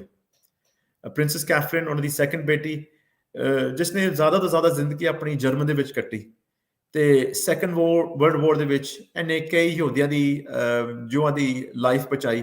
ਜਦੋਂ ਹੌਲੋਕਾਸਟ ਆਇਆ, ਜਦੋਂ ਆਪਣਾ ਹਿਟਲਰ ਨੇ ਜਰਮਨ ਦਾ ਟੇਕ ਓਵਰ ਕੀਤਾ ਤੇ ਜੂਆਂ ਨੂੰ ਮਾਰਨ ਲੱਗ ਪਏ, ਤੇ ਸੁਫਿਆਂ ਨੂੰ ਕਈ ਪਰਿਵਾਰਾਂ ਨੂੰ ਬਚਾਇਆ। ਤੇ ਉਸ ਪਰਿਵਾਰ ਹਾਲੇ ਤੱਕ ਵੀ ਕਾਫੀ ਹਾਲੇ ਤੱਕ ਵੀ ਜਿਨ੍ਹਾਂ ਨੇ ਹਾਲੇ ਤੱਕ ਉਹਦੀ ਚਰਚਾ ਕਰਦੇ ਨੇ, ਇੰਗਲੈਂਡ ਵਿੱਚ ਰਹਿੰਦੇ ਨੇ। ਮੈਂ ਕੋਈ 3 ਪਰਿਵਾਰ ਦੇਖੇ ਨੇ, ਮਿਲਿਆ 3 ਪਰਿਵਾਰਾਂ ਦੇ ਨਾਲ, ਜੋ ਕਹਿੰਦੇ ਨੇ ਕਿ ਕੈਥਰੀਨ ਨਾ ਹੁੰਦੀ ਤੇ ਅੱਜ ਸਾਡਾ ਪਰਿਵਾਰ ਇੱਥੇ ਨਾ ਹੁੰਦਾ। ਤੇ ਫਿਰ ਹੈਗੀ ਸਫਾਇਆ, ਜੋ ਕਾਫੀ ਮਸ਼ਹੂਰ ਹੈ, ਜਿਸ ਨੇ ਔਰਤਾਂ ਦੇ ਹੱਕ ਲਈ ਬਹੁਤ ਹਿੱਸਾ ਲਿਆ ਸੀ ਵੋਟ ਕਰਕੇ। ਉਸ ਵੇਲੇ ਲੇਡੀਜ਼ ਨੂੰ ਮਨਾ ਸੀ ਵੋਟ ਕਰਨ ਵਾਸਤੇ, ਤੇ ਸਫਾਇਆ ਨੇ ਉਹ ਸਫਰੇਜੈਟ ਦੀ ਲੜਾਈ ਲੜੀ ਤੇ ਅੱਗੇ ਲੈ ਕੇ ਗਈ। ਤੇ ਸਭ ਤੋਂ ਛੋਟਾ ਬੇਟਾ ਸੀ ਐਡਵਰਡ, ਜੋ ਸਿਰਫ 12 ਸਾਲ ਦੀ ਉਮਰ ਦੇ ਵਿੱਚ ਉਹਦੀ ਡੈਥ ਹੋ ਗਈ। ਸੋ 2 ਪੇਂਟਿੰਗ ਤੁਹਾਨੂੰ ਦਿਖਾ ਰਿਹਾ। ਇੱਕ ਲੈਫਟ ਤੇ ਹੈਗੀ ਪ੍ਰਿੰਸ ਵਿਕਟਰ ਦੀ ਪੇਂਟਿੰਗ ਹੈ, ਜੋ ਜੋਰਜ ਰਿਚਮੰਡ ਨੇ ਬਣਾਈ ਸੀ। ਇਹ ਸੇਮ ਆਰਟਿਸਟ ਹੈ ਜਿਹਨੇ ਉਹ ਮਹਾਰਾਣੀ ਜਿੰਦਾ ਦੀ ਪੇਂਟਿੰਗ ਬਣਾਈ ਸੀ 1862 ਦੇ ਵਿੱਚ। ਤੇ ਇਹਦੇ ਵਿੱਚ ਵਿਕਟਰ ਕੋਈ 2 ਜਾਂ 3 ਸਾਲ ਦੇ ਨੇ। ਤੇ ਸੱਜੇ ਪਾਸੇ ਇੱਕ ਪੇਂਟਿੰਗ ਹੈਗੀ, ਬਹੁਤ ਮਸ਼ਹੂਰ ਪੇਂਟਿੰਗ ਹੈ। ਇਹ ਪੇਂਟਿੰਗ ਸਿਡਨੀ ਹੌਲ ਨੇ ਬਣਾਈ ਸੀ ਜਦੋਂ ਵਿਕਟਰ 13 ਸਾਲ ਦੀ ਉਮਰ ਦਾ ਹੋਇਆ, ਤੇ ਦਲੀਪ ਸਿੰਘ ਨੇ ਇਹ ਪੇਂਟਿੰਗ ਗਿਫਟ ਕੀਤੀ ਕੁਈਨ ਵਿਕਟੋਰੀਆ ਨੂੰ। ਤੇ ਉਹ ਬਿਕਾਜ਼ ਉਹ ਵਿਕਟਰ ਦੀ ਗੋਡ ਮਦਰ ਸੀ, ਤੇ ਇਹ ਪੇਂਟਿੰਗ ਹਾਲੇ ਤੱਕ ਉਹਨਾਂ ਦੇ ਪਰਿਵਾਰ ਦੇ ਵਿੱਚ ਹੈਗੀ ਹੈ, ਤੇ ਔਸਬੋਰਨ ਹਾਊਸ ਦੇ ਵਿੱਚ ਡਿਸਪਲੇ ਹੋਈ ਹੈ। 2 ਰੇਅਰ ਫੋਟੋਗ੍ਰਾਫਸ ਨੇ ਉਸ ਵੇਲੇ ਦੀਆਂ। ਜੋ ਖੱਬੇ ਸਾਈਡ ਤੁਸੀਂ ਫੋਟੋ ਦੇਖ ਰਹੇ ਹੋ, ਇਹਦੇ ਵਿੱਚ ਬੰਬਾ, ਕੈਥਰੀਨ ਤੇ ਸਫਾਇਆ ਆਪਣੇ ਛੋਟੇ ਭਰਾ ਐਡਵਰਡ ਦੇ ਨਾਲ ਨੇ। ਇਹ ਫੋਟੋਗ੍ਰਾਫ 1892 ਦੇ ਵਿੱਚ ਐਡਵਰਡ ਤੋਂ ਮਰਨ ਤੋਂ ਥੋੜੀ ਦੇਰ ਪਹਿਲਾਂ। ਸੋ ਇਹ ਲਾਸਟ ਫੋਟੋਗ੍ਰਾਫ ਹੈ ਜਦੋਂ ਇਹ 4 ਭੈਣ ਭਰਾ ਇਕੱਠੇ ਸਨ। ਇਸ ਤੋਂ ਬਾਅਦ ਹੀ ਐਡਵਰਡ ਦੀ ਡੈਥ ਹੋ ਗਈ। ਤੇ ਸੱਜੇ ਪਾਸੇ ਇੱਕ ਫੋਟੋਗ੍ਰਾਫ ਹੈਗੀ ਹੈ ਆਪਣੀ ਬੰਬਾ, ਕੈਥਰੀਨ ਤੇ ਸਫਾਇਆ ਦੀ, ਜਦੋਂ 1895 ਦੇ ਵਿੱਚ ਉਹਨਾਂ ਨੂੰ ਕੁਈਨ ਵਿਕਟੋਰੀਆ ਦੇ ਕੋਰਟ ਦੇ ਵਿੱਚ ਬੁਲਾਇਆ ਗਿਆ ਸੀ, ਉਹਨਾਂ ਦੀ ਜੋ ਫਾਰਮਲ ਪ੍ਰੈਜੈਂਟੇਸ਼ਨ ਕਹਿੰਦੇ ਸਨ। ਸੋ ਜਿਵੇਂ ਮੈਂ ਕਿਹਾ, ਸਫਾਇਆ ਨੇ ਬਹੁਤ ਹਿੱਸਾ ਲਿਆ ਔਰਤ ਦੇ ਹੱਕ ਲਈ। So she was a active member of the suffragette movement. ਤੇ ਜਦੋਂ ਪਹਿਲੀ ਵਰਲਡ ਵਾਰ ਹੋਈ, ਤੇ ਜਦੋਂ ਇੰਡੀਅਨ ਸੋਲਜਰਸ ਆਏ ਫਰਾਂਸ ਦੇ ਵਿੱਚ ਲੜੇ ਤੇ ਇੰਜਰ ਹੋਏ, ਤੇ ਉਹਨਾਂ ਦੀ ਮੁਰੰਮਤ ਕਰਨ ਵਾਸਤੇ ਉਹ ਇੰਗਲੈਂਡ ਆਏ। ਸੋ ਉੱਥੇ ਸਫਾਇਆ ਨੇ ਉਹਨਾਂ ਦੀ ਮੁਰੰਮਤ ਕੀਤੀ, ਨਰਸਿੰਗ ਕੀਤੀ। ਜੋ ਵੀ ਜਿਹੜੇ ਹਿੰਦੂ, ਮੁਸਲਮਾਨ, ਸਿੱਖ ਸੋਲਜਰ ਸਨ ਉਸ ਵੇਲੇ ਜੋ ਬ੍ਰਾਈਟਨ ਆਏ, ਉਹਦੀ ਨਰਸਿੰਗ ਪ੍ਰਿੰਸੈਸ ਸੋਫੀਆ ਦੇ ਹੱਥ ਦੇ ਵਿੱਚ ਸੀ। ਤੇ ਕਈ ਉਹਨੂੰ ਮਿਲੇ ਸਨ, ਤੇ ਕਈਆਂ ਨੇ ਚਿੱਠੀਆਂ ਵੀ ਲਿਖੀਆਂ ਸਨ ਉਸ ਵੇਲੇ ਕਿ ਅਸੀਂ ਮਹਾਰਾਜਾ ਰਣਜੀਤ ਸਿੰਘ ਦੇ ਪੋਤੀ ਨੂੰ ਅਸੀਂ ਲੰਡਨ ਦੇ ਵਿੱਚ ਮਿਲੇ ਹਾਂ। ਤੇ ਉਹਨੇ ਕਲੈਕਸ਼ਨ ਵੀ ਬਹੁਤ ਕੀਤੀ ਸੀ ਜਾ ਕੇ ਲੰਡਨ ਦੇ ਵਿੱਚ, ਕਿ ਇੰਡੀਅਨ ਸੋਲਜਰ ਵਾਸਤੇ, ਕਿ ਇਹਨਾਂ ਵਾਸਤੇ ਕੁਝ ਇੰਤਜ਼ਾਮ ਹੋ ਜਾਏ ਇਹਨਾਂ ਵਾਸਤੇ ਜੋ ਇੱਥੇ ਆਏ ਹੋਏ ਨੇ। ਪ੍ਰਿੰਸ ਫਰੈਡਰਿਕ ਹੈ ਜੋ ਉਹਨਾਂ ਦਾ ਸੈਕੰਡ ਬੇਟਾ ਸੀ। ਤੇ ਫਰੈਡਰਿਕ ਨੇ, ਜਿਸ ਮੈਂ ਕਿਹਾ, ਉਹ ਇੱਕ ਹਿਸਟੋਰੀਅਨ ਵੀ ਸੀ, ਕਲੈਕਟਰ ਸੀ, ਆਰਕੀਓਲੋਜਿਸਟ ਸੀ।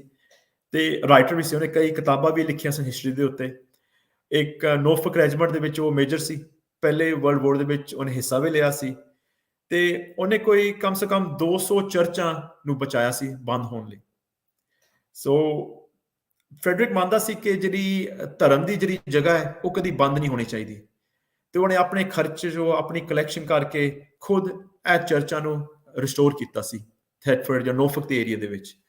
ਹਾਲੇ ਤੱਕ ਵੀ ਤੁਸੀਂ ਉਸ ਚਰਚਾਂ ਦੇ ਵਿੱਚ ਜਾਓਗੇ, ਫੈਡਰਿਕ ਦਾ ਨਾਂ ਬਹੁਤ ਮਸ਼ਹੂਰ ਹੈ, ਕਈ ਚਰਚਾਂ ਦੇ ਵਿੱਚ ਉਹਦਾ ਪਲੈਕ ਵੀ ਲੱਗਾ ਹੈ ਉਹਨੂੰ ਯਾਦ ਕਰਨ ਵਾਸਤੇ ਕਿ ਉਹਦੇ ਕਰਕੇ ਇਹ ਚਰਚ ਬਚੀ ਰਹੀ ਹੈ। ਉਹਨੇ ਇੱਕ ਮੈਗਜ਼ੀਨ ਦੇ ਵਿੱਚ ਫੋਟੋ ਛਪੀ ਸੀ ਦਲੀਪ ਸਿੰਘ ਦੀ 1870s 1880s ਦੇ ਵਿੱਚ, ਤੇ ਇਸ ਟਾਈਮ ਦਲੀਪ ਸਿੰਘ ਆਪਣਾ ਉਹਦੀ ਜਿਹੜੀ ਫਾਈਨੈਂਸ਼ੀਅਲ ਸਿਚੁਏਸ਼ਨ ਸੀ ਬਹੁਤ ਮੁਸ਼ਕਿਲ ਸੀ। ਉਹਦੀ ਜਿਹੜੀ ਪੈਨਸ਼ਨ ਸੀ ਜਿਹੜੀ ਪ੍ਰੋਮਿਸ ਕੀਤੀ ਗਈ ਸੀ ਉਹਨੂੰ, ਉਹ 40 to 50,000 ਪਾਉਂਡ ਸੀ ਜਦੋਂ ਪੰਜਾਬ ਦਾ ਐਨੈਕਸੇਸ਼ਨ ਹੋਇਆ, ਪਰ ਅਸਲ ਦੇ ਵਿੱਚ ਦਲੀਪ ਸਿੰਘ ਨੂੰ ਸਿਰਫ 20 ਤੋਂ 25,000 ਮਿਲਿਆ ਸਾਲ ਦਾ। ਤੇ ਇਹ 10-20 ਸਾਲ ਲੜਦਾ ਰਿਹਾ ਅੰਗਰੇਜ਼ ਸਰਕਾਰ ਦੇ ਨਾਲ ਕਿ ਮੇਰੀ ਤੁਸੀਂ ਪੂਰੀ ਪੈਨਸ਼ਨ ਦੇਵੋ। ਹੁਣ ਤੇ ਮੇਰੀ ਘਰਵਾਲੀ ਵੀ ਹੈ, ਮੇਰੇ ਬੱਚੇ ਵੀ ਨੇ, ਇੱਕ ਘਰ ਹੈ, ਤੇ ਮੇਰੇ ਖਰਚੇ ਵੱਧ ਗਏ ਨੇ। ਤੇ ਗੋਰਿਆਂ ਨੇ ਕਿਹਾ, ਜੋ ਇੰਡੀਅਨ ਆਫਿਸ ਵਾਲੇ ਨੇ, ਬ੍ਰਿਟਿਸ਼ ਇੰਡੀਅਨ ਆਫਿਸ ਨੇ ਕਿਹਾ ਕਿ ਜੋ ਵੀ ਤੁਹਾਨੂੰ ਮਿਲਦਾ ਤੇਰੇ ਵਾਸਤੇ ਠੀਕ ਹੈ। ਤੇ ਉਹਦਾ ਥੋੜਾ ਮਜ਼ਾਕ ਉਡਾਉਣ ਵਾਸਤੇ ਉਹਨਾਂ ਨੇ ਇਹ ਫੋਟੋ ਜਾਂ ਪ੍ਰਿੰਟ ਉਹਨਾਂ ਨੇ ਬਣਵਾਇਆ, ਦਿਖਾਉਣ ਵਾਸਤੇ ਕਿ ਇਹਦੇ ਵਾਲ ਢਲ ਗਏ ਨੇ, ਟੈਡ ਨਿਕਲ ਆਇਆ, ਸਿਗਰਟ ਮੂੰਹ 'ਚ ਪਾਈ ਹੈ, ਐਸ਼ ਕਰ ਰਿਹਾ, ਇਹਨੂੰ ਕੋਈ ਪੈਸੇ ਦੀ ਜ਼ਰੂਰਤ ਨਹੀਂ ਹੈਗੀ, ਇਹਦੇ ਕੋਲ ਬਥੇਰਾ ਹੈ। ਸੋ ਦਲੀਪ ਸਿੰਘ ਨੂੰ ਹੁਣ ਥੋੜਾ ਸ਼ੱਕ ਪੈ ਗਿਆ ਸੀ ਕਿ ਅੰਗਰੇਜ਼ ਇਹਦੀ ਮਦਦ ਕਰ ਨਹੀਂ ਲੱਗੇ, ਤੇ ਉਹਨੇ ਕੀ ਕੀਤਾ, ਉਹਨੇ ਆਪਣੇ ਕਜ਼ਨ ਨੂੰ ਅੰਮ੍ਰਿਤਸਰ ਦੇ ਵਿੱਚ ਠਾਕੁਰ ਸਿੰਘ ਸੰਧਾਵਾਲੀਆ ਨੂੰ ਕੰਟੈਕਟ ਕੀਤਾ।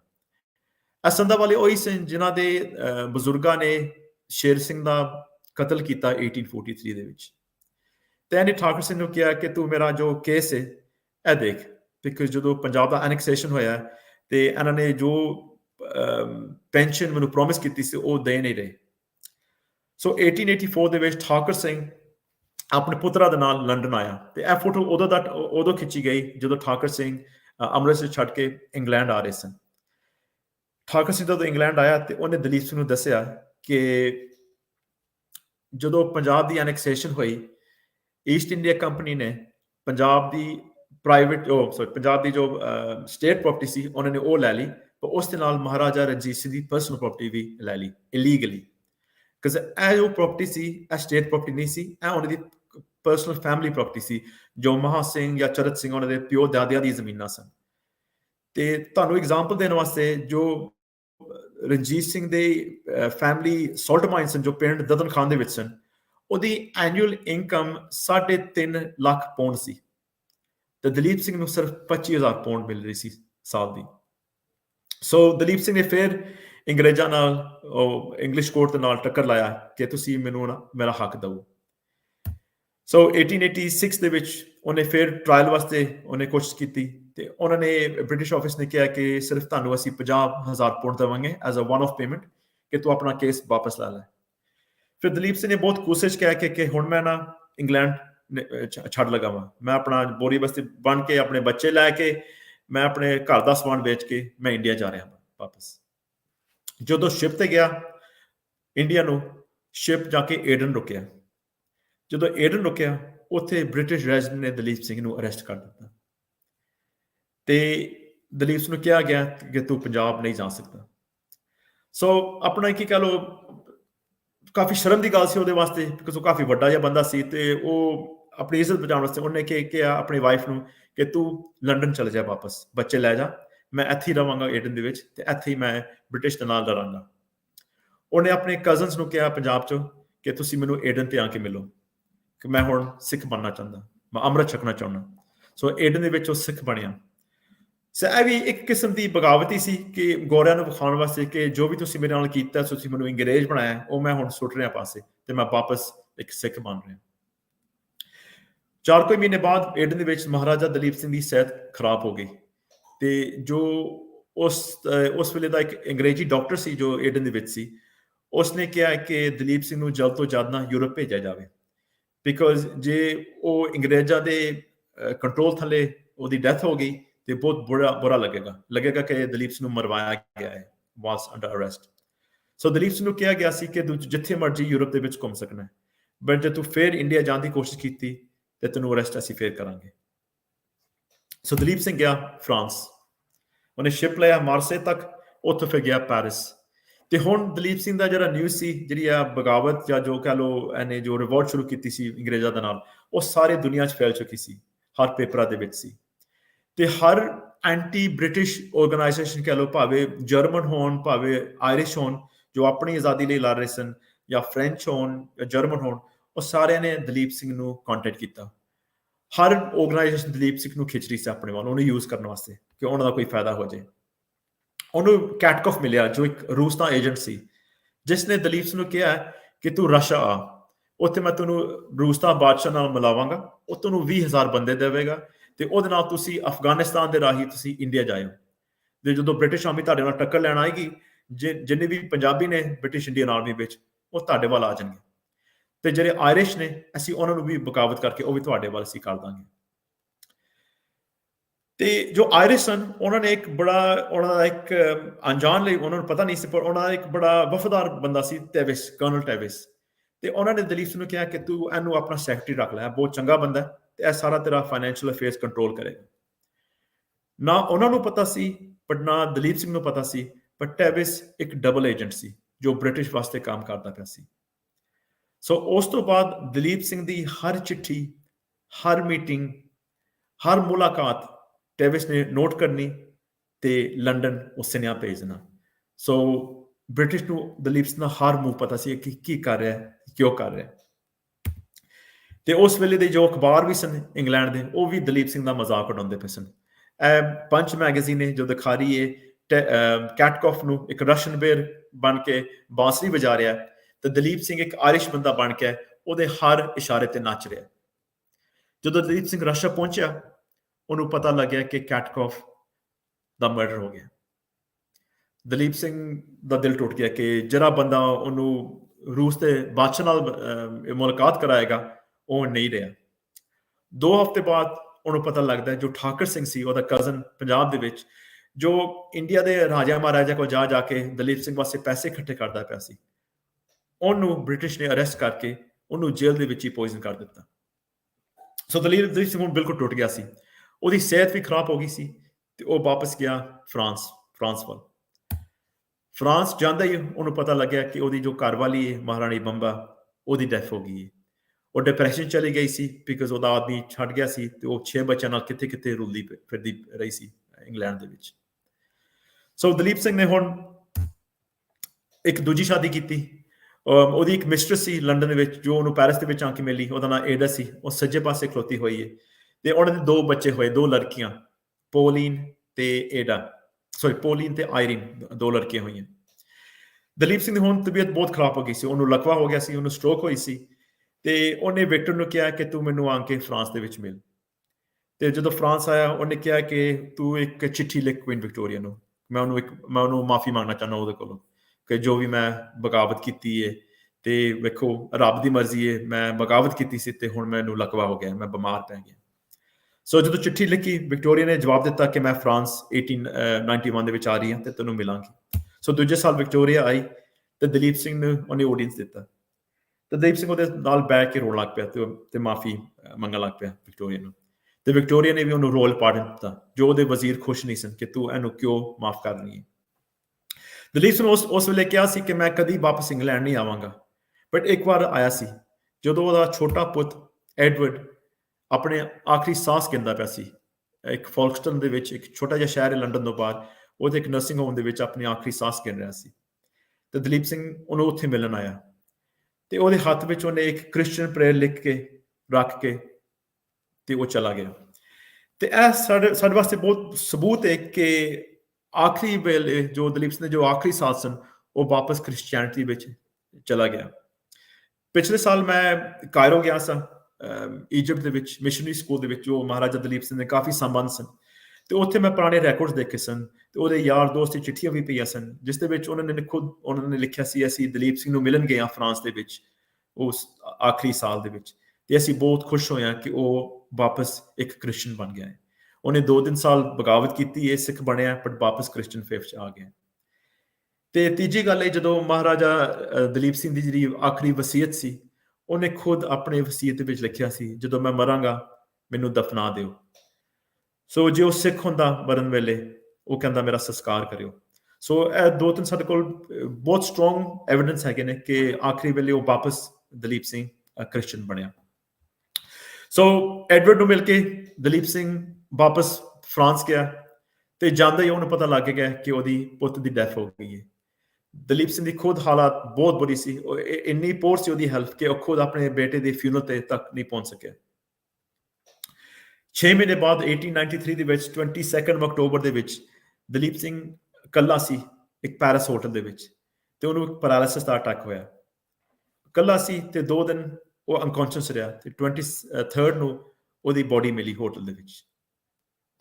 ਉਹਦੀ ਫੈਮਿਲੀ, ਉਹਦੇ ਲੜਕੇ ਗਏ ਪੈਰਿਸ ਦੇ ਵਿੱਚ, ਉਹਦੀ ਬੋਡੀ ਨੂੰ ਵਾਪਸ ਲੈ ਕੇ ਆਏ ਐਲਵਰਟਨ, ਤੇ ਉਹਨੂੰ ਆਪਣੀ ਵਾਈਫ ਦੇ ਨਾਲ, ਉਸ ਦੇ ਛੋਟੇ ਬੱਚੇ ਐਡਵਰਡ ਦੇ ਨਾਲ ਉਹਨੂੰ ਦਫਨਾਇਆ ਐਲਵਰਟਨ ਦੇ ਵਿੱਚ, ਜਿਸ ਉਸ ਦੇ ਮਹਿਲ ਦੇ ਬਾਹਰ ਸੀ। ਜੋ ਉਸਦਾ ਘਰ ਸੀ ਉਹਦੇ ਉੱਤੇ ਮਹਾਰਾਜਾ ਦਲੀਪ ਸਿੰਘ ਨੇ ਬਹੁਤ ਲੋਨਸ ਲਏ ਸਨ, ਬਹੁਤ ਉਹਨਾਂ ਨੇ ਗਿਰਵੀ ਰੱਖੇ ਸਨ ਲੋਨਸ, ਤੇ ਉਹ ਬ੍ਰਿਟਿਸ਼ ਇੰਡੀਆ ਆਫਿਸ ਨੇ ਵਾਪਸ ਘਰ ਲੈ ਲਿਆ ਤੇ ਉਹਨੂੰ ਵੇਚ ਛੱਡਿਆ। ਤੇ 1894 ਦੇ ਵਿੱਚ, ਇੱਕ ਸਾਲ ਬਾਅਦ, ਗਿਨਸ ਫੈਮਿਲੀ, ਜੋ ਗਿਨਸ ਬੀਅਰ ਬਣਾਉਣ ਵਾਸਤੇ ਬਹੁਤ ਮਸ਼ਹੂਰ ਹੈ ਤੇ ਗਿਨਸ ਬੁੱਕ ਆਫ ਰਿਕਾਰਡਸ ਜੋ ਲਿਖਦੀ ਹੈ, ਉਹਨਾਂ ਨੇ ਇਹ ਪ੍ਰਾਪਰਟੀ ਖਰੀਦੀ, ਤੇ ਹਾਲੇ ਤੱਕ ਉਸ ਪਰਿਵਾਰ ਕੋਲ ਇਹ ਪ੍ਰਾਪਰਟੀ ਹੈਗੀ ਹੈ। ਤੇ ਇਹ ਘਰ ਤੇ ਬਹੁਤ ਵੱਡਾ ਹੈ, ਪਰ ਜਿਹੜਾ ਇਹਦਾ ਲੈਫਟ ਹਿੱਸਾ ਵੇ ਤੁਸੀਂ ਦੇਖੋਗੇ, ਇਹ ਹੈਗਾ ਮਹਾਰਾਜਾ ਦਲੀਪ ਸਿੰਘ ਦਾ ਅਸਲ ਘਰ। ਬਾਕੀ ਦਾ ਜਿਹੜਾ ਡੋਮ ਹੈ ਤੇ ਜਿਹੜਾ ਸੱਜੇ ਪਾਸੇ ਬਿਲਡਿੰਗ ਬਣੀ ਹੈ, ਉਹ ਬਾਅਦ ਦੇ ਵਿੱਚ ਐਕਸਟੈਂਡ ਲੋਰਡ ਗਿਨਸ ਨੇ ਜਾਂ ਲੋਰਡ ਆਈਵਨ ਨੇ ਕੀਤੀ ਸੀ 1901 ਦੇ ਵਿੱਚ।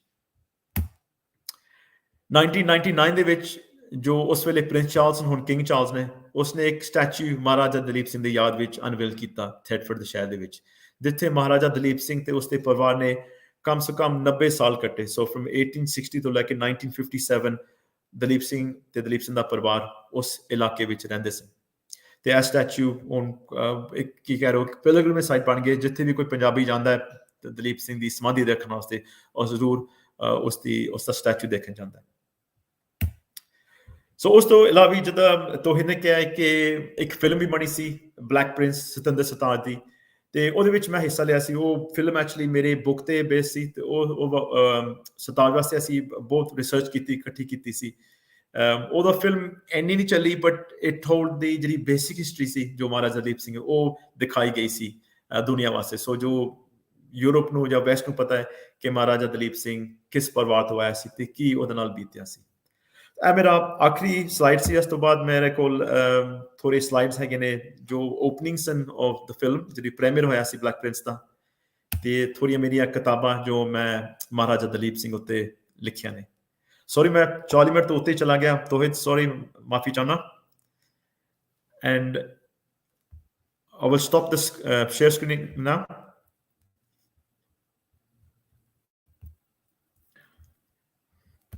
जी सर, वापस आ गई स्क्रीन?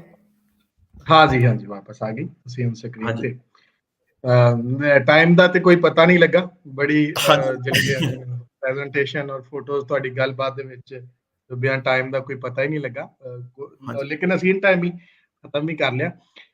ਇਹਦੇ ਕੁਝ ਦੋਸਤ ਸਾਡੇ ਨਾਲ ਨੇ, ਉਹਨਾਂ ਦੇ ਕੋਈ ਸਵਾਲ ਸਨ, ਜਿਹਦੇ ਚ ਇੱਕ ਕਾਮਨ ਕੁਐਸਚਨ ਸੀ ਕਿ ਦਲੀਪ ਸਿੰਘ ਨੂੰ ਪੰਜਾਬ ਤੋਂ ਕਿਉਂ ਦੂਰ ਰੱਖਿਆ ਗਿਆ, ਔਰ ਅੰਗਰੇਜ਼ ਉਹਨੂੰ ਇੰਨਾ ਪ੍ਰੋਟੋਕੋਲ ਦੇ ਰਹੇ ਸਨ, ਲੇਕਿਨ ਉਹਨੂੰ ਪੰਜਾਬ ਕਿਉਂ ਨਹੀਂ ਆਉਣ ਦੇ ਰਹੇ? ਆਈ ਥਿੰਕ ਉਹਨਾਂ ਨੂੰ ਪਤਾ ਸੀ ਕਿ ਜੇ ਦਲੀਪ ਸਿੰਘ ਪੰਜਾਬ ਵਾਪਸ ਆ ਗਿਆ ਤੇ ਪੋਟੈਂਸ਼ੀਅਲੀ ਜਿਹੜੀ ਆਰਮੀ ਸੀ, ਸਿੱਖ ਆਰਮੀ ਜਾਂ ਸਿੱਖ ਸਨ ਜਾਂ ਪੰਜਾਬੀ ਸਨ, ਉਹ ਬਗਾਵਤ ਕਰ ਸਕਦੇ ਸਨ, ਰਿਵੋਲਟ ਕਰ ਸਕਦੇ ਸਨ, ਉਹਦੇ ਪਿੱਛੇ ਖਲੋ ਸਕਦੇ ਸਨ। ਸੋ ਉਹਨਾਂ ਨੇ ਸੋਚਿਆ ਜਿੰਨੀ ਅਸੀਂ ਦੂਰ ਰੱਖਾਂਗੇ ਉਨੀ ਹੀ ਲੈਸ ਸੈਂਸਿਟਿਵ ਹੋਵੇਗਾ, ਬਿਕਾਜ਼ ਜਿਸ ਤਰੀਕੇ ਨਾਲ ਉਹਨਾਂ ਨੇ ਪੰਜਾਬ ਐਨੈਕਸ ਕੀਤਾ ਸੀ ਇੱਕ ਛੋਟੇ ਬੱਚੇ ਕੋਲ, ਬਹੁਤ ਅੰਡਰ ਹੈਂਡ ਮੀਨ ਸੀ, ਬਹੁਤ ਇਨਸੈਂਸਿਟਿਵ ਸੀ। ਤੇ ਜਦੋਂ ਅਸੀਂ ਦੇਖਦੇ ਹਾਂ ਕਿ ਦਲੀਪ ਸਿੰਘ ਦੇ 8 ਬੱਚੇ ਹੋਏ ਨੇ, ਤੇ 8 ਬੱਚਿਆਂ ਚੋਂ ਉਹਨਾਂ ਦੀ ਕੋਈ ਔਲਾਦ ਨਹੀਂ ਹੋਈ। ਸੋ ਅੰਗਰੇਜ਼ਾਂ ਦੀ ਇਹ ਵੀ ਸਾਜ਼ਿਸ਼ ਸੀ ਕਿ ਇਸ ਤੇ ਇਹਨਾਂ ਦੀ ਅੱਗੇ ਪੀੜੀ ਵੀ ਨਾ ਚੱਲੇ, ਕਿਉਂਕਿ ਜਦ ਤੱਕ ਕੋਈ ਜਿਉਂਦਾ ਸੀ ਇਹਨਾਂ ਦੇ ਪਰਿਵਾਰ ਚੋਂ, ਉਹ ਹਮੇਸ਼ਾ ਪੰਜਾਬ ਮੰਗੇਗਾ, ਉਹ ਕੋਈ ਹੱਕ, ਆਪਣੇ ਹੱਕ ਮੰਗਣਗੇ ਕਿ ਸਾਨੂੰ ਪੰਜਾਬ ਵਾਪਸ ਦਿਓ। ਸੋ ਉਹ ਹਮੇਸ਼ਾ ਦੂਰ ਹੀ ਰੱਖਦੇ ਸਨ। ਤੇ ਦਲੀਪ ਸਿੰਘ ਦੇ ਬੇਟਿਆਂ ਨੂੰ ਵੀ ਕਦੀ ਵੀ ਪਰਮਿਸ਼ਨ ਨਹੀਂ ਮਿਲੀ ਇੰਡੀਆ ਜਾਣ ਵਾਸਤੇ। ਪੰਜਾਬ ਦੀ ਗੱਲ ਛੱਡੋ, ਉਹਨਾਂ ਨੂੰ ਇੰਡੀਆ ਜਾਣ ਦੀ ਪਰਮਿਸ਼ਨ ਵੀ ਨਹੀਂ ਮਿਲੀ। ਇੱਥੋਂ ਅਸੀਂ ਇਹ ਗੱਲ ਜਿਹੜੀ ਸਾਨੂੰ ਸਮਝ ਆਉਂਦੀ ਹੈ ਕਿ ਜਿਹੜਾ ਪੰਜਾਬ ਸੀ, ਉਹਦਾ ਜਿਹੜਾ ਮਿਊਚੁਅਲ ਰਾਜਾ ਸੀ, ਉਹ ਮਹਾਰਾਜਾ ਰਣਜੀਤ ਸਿੰਘ ਸੀ, ਕਿ ਹਾਂਜੀ। ਲੋਕ ਅਜੇ ਵੀ ਉਹਨਾਂ ਨੂੰ ਚਾਹੁੰਦੇ ਸਨ ਕਿ ਦੁਬਾਰਾ ਸਾਡੇ ਰਾਜੇ ਬਣਨ। ਯਾਨੀ ਉਸ ਰਾਜ ਦੇ ਵਿੱਚ ਲੋਕਾਂ ਨੂੰ ਕੋਈ ਤੰਗੀ ਨਹੀਂ ਹੋਏਗੀ, ਤਾਂ ਹੀ ਤਾਂ ਉਹ ਚਾਹੁੰਦੇ ਹਾਂਜੀ। ਹੋਣਗੇ ਕਿ ਰਾਜਾ ਦੁਬਾਰਾ ਸਾਡਾ ਬਣ ਜਾਏ। ਕਿਉਂਕਿ ਰਾਜਾ ਰਣਜੀਤ ਸਿੰਘ ਇੱਕ ਕਹਿ ਲਓ ਇੱਕ ਸੈਕੂਲਰ ਰਾਜਾ ਸੀ, ਸੋ ਉਹ ਕੋਈ ਧਰਮ ਦੇ ਉੱਤੇ ਰਾਜ ਨਹੀਂ ਚਲਾ ਰਿਹਾ ਸੀ। ਕੁਝ ਉਹਦੇ ਮੰਤਰੀ ਵੀ ਦੇਖੋਗੇ, ਜ਼ਿਆਦਾ ਤੋਂ ਜ਼ਿਆਦਾ ਤੁਸੀਂ ਦੇਖੋ ਕਿ ਹਿੰਦੂ ਤੇ ਮੁਸਲਮਾਨ ਸਨ ਜਿਹੜੇ ਵਜ਼ੀਰ ਸਨ, ਤੇ ਜਿਹੜੇ ਆਪਣੇ ਜਿੱਦਾਂ ਅਜ਼ੀਜ਼ੁਦੀਨ ਜਿਹੜੇ ਫਕੀਰ ਫੈਮਿਲੀ ਸੀ, ਉਹ ਬਿਲਕੁਲ ਹੋਮ ਮਿਨਿਸਟਰੀ, ਫੋਰਨ ਮਿਨਿਸਟਰੀ, ਇਹ ਸਾਰੇ ਇਹ ਸੰਭਾਲਦੇ ਸਨ। ਸਾਰਾ ਜਿਹੜਾ ਡੇ ਟੂ ਡੇ ਰਨਿੰਗ ਸੀ ਨਾ, ਉਹ ਸਾਰਿਆਂ ਦੇ ਹੱਥ ਦੇ ਵਿੱਚ ਹੀ ਸ਼ੇਅਰ ਸੀ। ਸੋ ਇਹਦੇ ਕਰਕੇ ਲੋਕ ਦੇਖਦੇ ਸਨ ਕਿ ਇਹ ਬਿਲਕੁਲ ਇੱਕ ਕੋਈ ਕੌਮ ਦੇ ਕੋਲ ਨਹੀਂ ਹੈਗਾ, ਇਹ ਬਿਲਕੁਲ ਸੈਕੂਲਰ ਰਾਜ ਹੈ। ਜੀ। ਦੂਜਾ ਸਰ ਹਰਦੀਪ ਸਿੰਘ ਹੋਰਾਂ ਦਾ ਕੁਐਸਚਨ ਹੈ ਕਿ ਜਿਹੜਾ ਐਗਰੀਮੈਂਟ ਬ੍ਰਿਟਿਸ਼ ਔਰ ਦਲੀਪ ਸਿੰਘ ਦੇ ਦਰਮਿਆਨ ਹੋਇਆ ਸੀ, ਕੀ ਹਾਂਜੀ। ਉਹ ਵੈਲਿਡ ਸੀ ਕਿ ਜਦੋਂ ਉਹ ਮਾਈਨਰ ਸਨ ਤੇ ਉਦੋਂ ਉਹਨਾਂ ਦਾ ਐਗਰੀਮੈਂਟ ਹੋਇਆ? ਹੈਗੇ ਤੇ ਮਾਈਨਰ ਸਨ, ਪਰ ਜਿਹੜੇ ਸਾਈਨ ਕਰਨ ਵਾਲੇ ਸਨ ਉਹ ਦਲੀਪ ਸਿੰਘ ਦੇ ਵਜ਼ੀਰ ਸਨ। ਸੋ ਉਹਨਾਂ ਦੇ ਐਡਵਾਈਜ਼ਰ ਸਨ, ਉਹਨਾਂ ਦੀ ਪੂਰੀ ਜੋ ਕੈਬਨਿਟ ਕਹਿ ਲਓ, ਉਹਨਾਂ ਨੇ ਸਾਈਨ ਕੀਤਾ ਉਹਨਾਂ ਦੇ ਬਿਹਾਫ ਦੇ ਵਿੱਚ। ਸੋ ਗਵਰਨਮੈਂਟ ਉਹੀ ਚਲਾ ਰਹੇ ਸਨ ਬ੍ਰਿਟਿਸ਼ ਰੈਜ਼ੀਡੈਂਟ ਦੇ ਨਾਲ। ਸੋ ਪਤਾ ਨਹੀਂ ਹੁਣ ਉਹਨਾਂ ਦੇ ਦਿਲਾਂ ਦੇ ਵਿੱਚ ਕੀ ਸੀ, ਸ਼ਾਇਦ ਉਹਨਾਂ ਨੂੰ ਵੀ ਕੁਝ ਜਗੀਰਾਂ ਮਿਲੀਆਂ ਹੋਣ, ਅੰਗਰੇਜ਼ਾਂ ਨੇ ਦਿੱਤੀਆਂ ਹੋਣ ਕਿ ਤੁਸੀਂ ਸਾਈਨ ਕਰ ਲਓ, ਤੁਹਾਨੂੰ ਅਸੀਂ ਬਾਅਦ 'ਚ ਅਸੀਂ ਤੁਹਾਨੂੰ ਜਗੀਰਾਂ ਤੇ ਪੈਨਸ਼ਨ ਦੇ ਦਾਂਗੇ, ਤੁਹਾਨੂੰ ਸਟੇਟ ਦੇ ਦਾਂਗੇ। ਸੋ ਇਹ ਚੀਜ਼ ਹੁਣ ਹੌਲੀ-ਹੌਲੀ ਜੈਸੇ ਵੀ ਲੋਕ ਰਿਸਰਚ ਕਰ ਰਹੇ ਨੇ, ਸਾਨੂੰ ਇਹ ਚੀਜ਼ਾਂ ਪਤਾ ਲੱਗਦੀ ਪਈਆਂ ਨੇ ਕਿ ਜੋ ਚਾਲਾਂ ਅੰਗਰੇਜ਼ਾਂ ਨੇ ਉਸ ਵੇਲੇ ਖੇਡੀਆਂ ਨੇ, ਉਹ ਹੁਣ ਹੌਲੀ-ਹੌਲੀ ਬਾਹਰ ਆ ਰਹੀਆਂ ਨੇ। ਅੱਛਾ, ਤੇ ਇਹਦੇ ਨਾਲ-ਨਾਲ ਇੱਕ ਕੁਐਸਚਨ ਪ੍ਰੋਫੈਸਰ ਹਰਦੀਪ ਕੌਰ ਵੜੈਚ ਹੋਣਾ ਵੱਲੋਂ ਕਿ ਕੀ ਬਾਕੀ ਰਾਜਾ ਮਹਾਰਾਜਾ ਤੇ ਵੀ ਇਸ ਤਰ੍ਹਾਂ ਦੀ ਰਿਸਟ੍ਰਿਕਸ਼ਨਸ ਲਾਈਆਂ ਗਈਆਂ ਸਨ ਜਦੋਂ ਤੁਸੀਂ ਰਿਸਰਚ ਕਰ ਰਹੇ ਸੋ? ਕੋਈ ਕੰਪੈਰੀਟਿਵਲੀ ਕਿਸੇ ਨੂੰ ਵੇਖਿਆ ਕਿ ਹੋਰ ਵੀ ਕਿਸੇ ਸਟੇਟ ਦੇ ਰਾਜਾ ਨੂੰ ਏਦਾਂ ਕੀਤਾ ਗਿਆ ਹੋਏ? ਜੋ ਰਣਜੀਤ ਸਿੰਘ ਦਾ ਰਾਜ ਸੀ ਨਾ, ਇਹ ਅਲੱਗ ਰਾਜ ਸੀ। ਸੋ ਦਿਸ ਵਾਸ ਐਨ ਇੰਡੀਪੈਂਡੈਂਟ ਕਿੰਗਡਮ, ਹਨਾ। ਸੋ ਇਹ ਜਿੱਦਾਂ ਪਟਿਆਲਾ, ਨਾਭਾ, ਮਲੇਰਕੋਟਲਾ, ਫਰੀਦਕੋਟ ਵਾਂਗੂ ਨਹੀਂ ਸੀ। ਉਹ ਹੈਗੇ ਸਨ ਪ੍ਰੋਟੈਕਟਡ ਸਟੇਟਸ। ਸੋ ਉਹ ਬ੍ਰਿਟਿਸ਼ ਦੇ ਥੱਲੇ ਸਨ। ਸੋ ਉਹਨਾਂ ਦੀ ਜੋ ਆਰਮੀਆਂ ਸਨ, ਉਹਨਾਂ ਕੋਲ ਨਾ ਕੋਈ ਲੜਾਈ ਸੀ, ਉਹਨਾਂ ਨੇ ਬਸ ਐਸ਼ ਹੀ ਕਰਨਾ, ਬਿਕਾਜ਼ ਉਹਨਾਂ ਨੇ ਪਹਿਲਾਂ ਹੀ ਸਾਈਨ ਕਰਤਾ ਸੀ ਬ੍ਰਿਟਿਸ਼ ਦੇ ਨਾਲ ਕਿ ਅਸੀਂ ਤੁਹਾਡੇ ਨਾਲ ਸਮਝੌਤਾ ਕੀਤਾ ਹੈ। ਸੋ ਉਹਨਾਂ ਕੋਲ ਰਿਸਟ੍ਰਿਕਸ਼ਨਸ ਹੈਗੇ ਸਨ, ਵੈਰੀ ਮਿਨੀਮਲ, ਬਿਕਾਜ਼ ਉਹ ਕਾਨੂੰਨ ਦੇ ਵਿੱਚ ਰਹਿੰਦੇ ਸਨ, ਬਿਕਾਜ਼ ਉਹਨੂੰ ਪਤਾ ਹੈ ਕਿ ਸਾਡੀ ਜਿਹੜਾ ਪੈਨਸ਼ਨ ਆ ਰਿਹਾ ਉਹ ਬ੍ਰਿਟਿਸ਼ ਸੈਂਟਰਲ ਗਵਰਨਮੈਂਟ ਤੋਂ ਆ ਰਿਹਾ from British India. So it was very different. ਜੋ ਰਣਜੀਤ ਸਿੰਘ ਦਾ ਸੀ ਉਹ ਇੰਡੀਪੈਂਡੈਂਟ, ਉਹ ਵੱਖਰੀ ਕੰਟਰੀ ਸੀ, ਉਹ ਬਾਕੀ ਦੇ ਪ੍ਰੋਟੈਕਟਡ ਇੰਡੀਅਨ ਸਟੇਟ ਸਨ।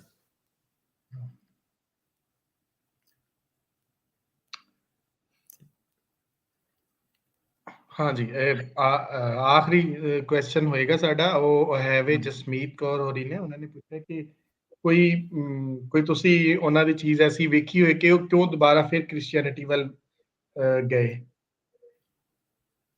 ਹਾਂਜੀ, ਜਿੱਦਾਂ ਮੈਂ ਕਿਹਾ ਕਿ ਜਦੋਂ ਇੱਕ ਤਾਂ ਉਹਨਾਂ ਦੀ ਵਸੀਅਤ ਸਾਫ਼ ਕਹਿੰਦੀ ਹੈ ਕਿ ਮੈਨੂੰ ਦਫਨਾਇਓ। ਦੂਜੀ ਗੱਲ ਇਹ 6 ਮਹੀਨੇ ਪਹਿਲੋਂ ਉਹਨਾਂ ਦੀ ਮੌਤ ਤੋਂ ਪਹਿਲੋਂ ਆਪਣੇ ਬੇਟੇ ਨੂੰ ਮਿਲੇ ਨੇ, ਜੋ ਖੁਦ ਆਪਣਾ ਆਖਰੀ ਸਾਹ ਗਿਣ ਰਿਹਾ ਸੀ, ਤੇ ਉਸਨੇ ਇੱਕ ਕ੍ਰਿਸਚੀਅਨ ਪ੍ਰੇਅਰ ਉਸਦੇ ਹੱਥ ਦੇ ਵਿੱਚ ਪਾਇਆ। ਤੇ ਜਦੋਂ ਮੈਂ ਪਿਛਲੇ ਸਾਲ ਵੀ ਕਾਇਰੋ ਗਿਆ, ਮੈਂ ਉਸ ਮਿਸ਼ਨ ਸਕੂਲ ਤੇ ਗਿਆ ਜਿੱਥੇ ਮਹਾਰਾਜਾ ਦਲੀਪ ਸਿੰਘ ਦੀ ਸ਼ਾਦੀ ਹੋਈ, ਤੇ ਉਹ ਹਰ ਸਾਲ ਉੱਥੇ ਜਾਂਦੇ ਰਹੇ ਨੇ। ਤੇ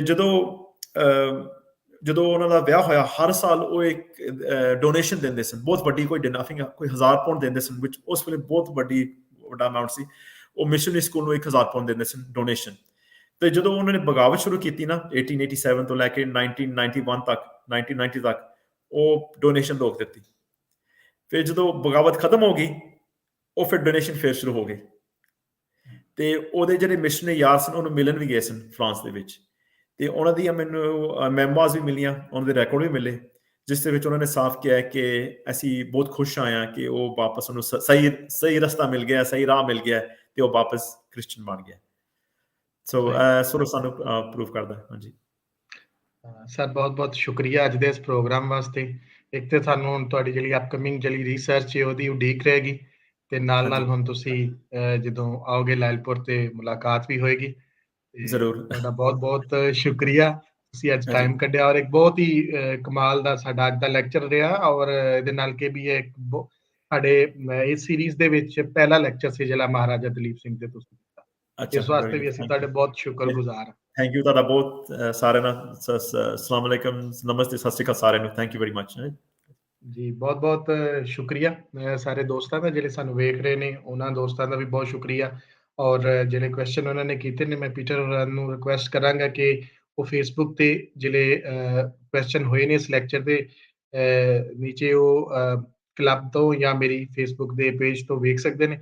ਅਗਰ ਉਹਨਾਂ ਦੇ ਕੋਲ ਟਾਈਮ ਹੋਵੇ ਜਾਂ ਉਹ ਚਾਹਣ ਉਹਦਾ ਜਵਾਬ ਦੇਣਾ ਤੇ ਉਹ ਦੇ ਸਕਦੇ ਨੇ, ਅਦਰਵਾਈਜ਼ ਉਹ ਆਪਣਾ ਰਿਸਪੌਂਸ ਵੀ ਚੈੱਕ ਕਰ ਸਕਦੇ ਨੇ। ਬਹੁਤ-ਬਹੁਤ ਸ਼ੁਕਰੀਆ ਸਾਰੇ ਦੋਸਤਾਂ ਦਾ ਅੱਜ ਦੇ ਇਸ ਪ੍ਰੋਗਰਾਮ 'ਚ ਇਕੱਠੇ ਹੋਣ ਦਾ। ਮਿਲਣੇ ਅਗਲੇ ਪ੍ਰੋਗਰਾਮ ਦੇ ਨਾਲ। ਰੱਬ ਰਾਖਾ।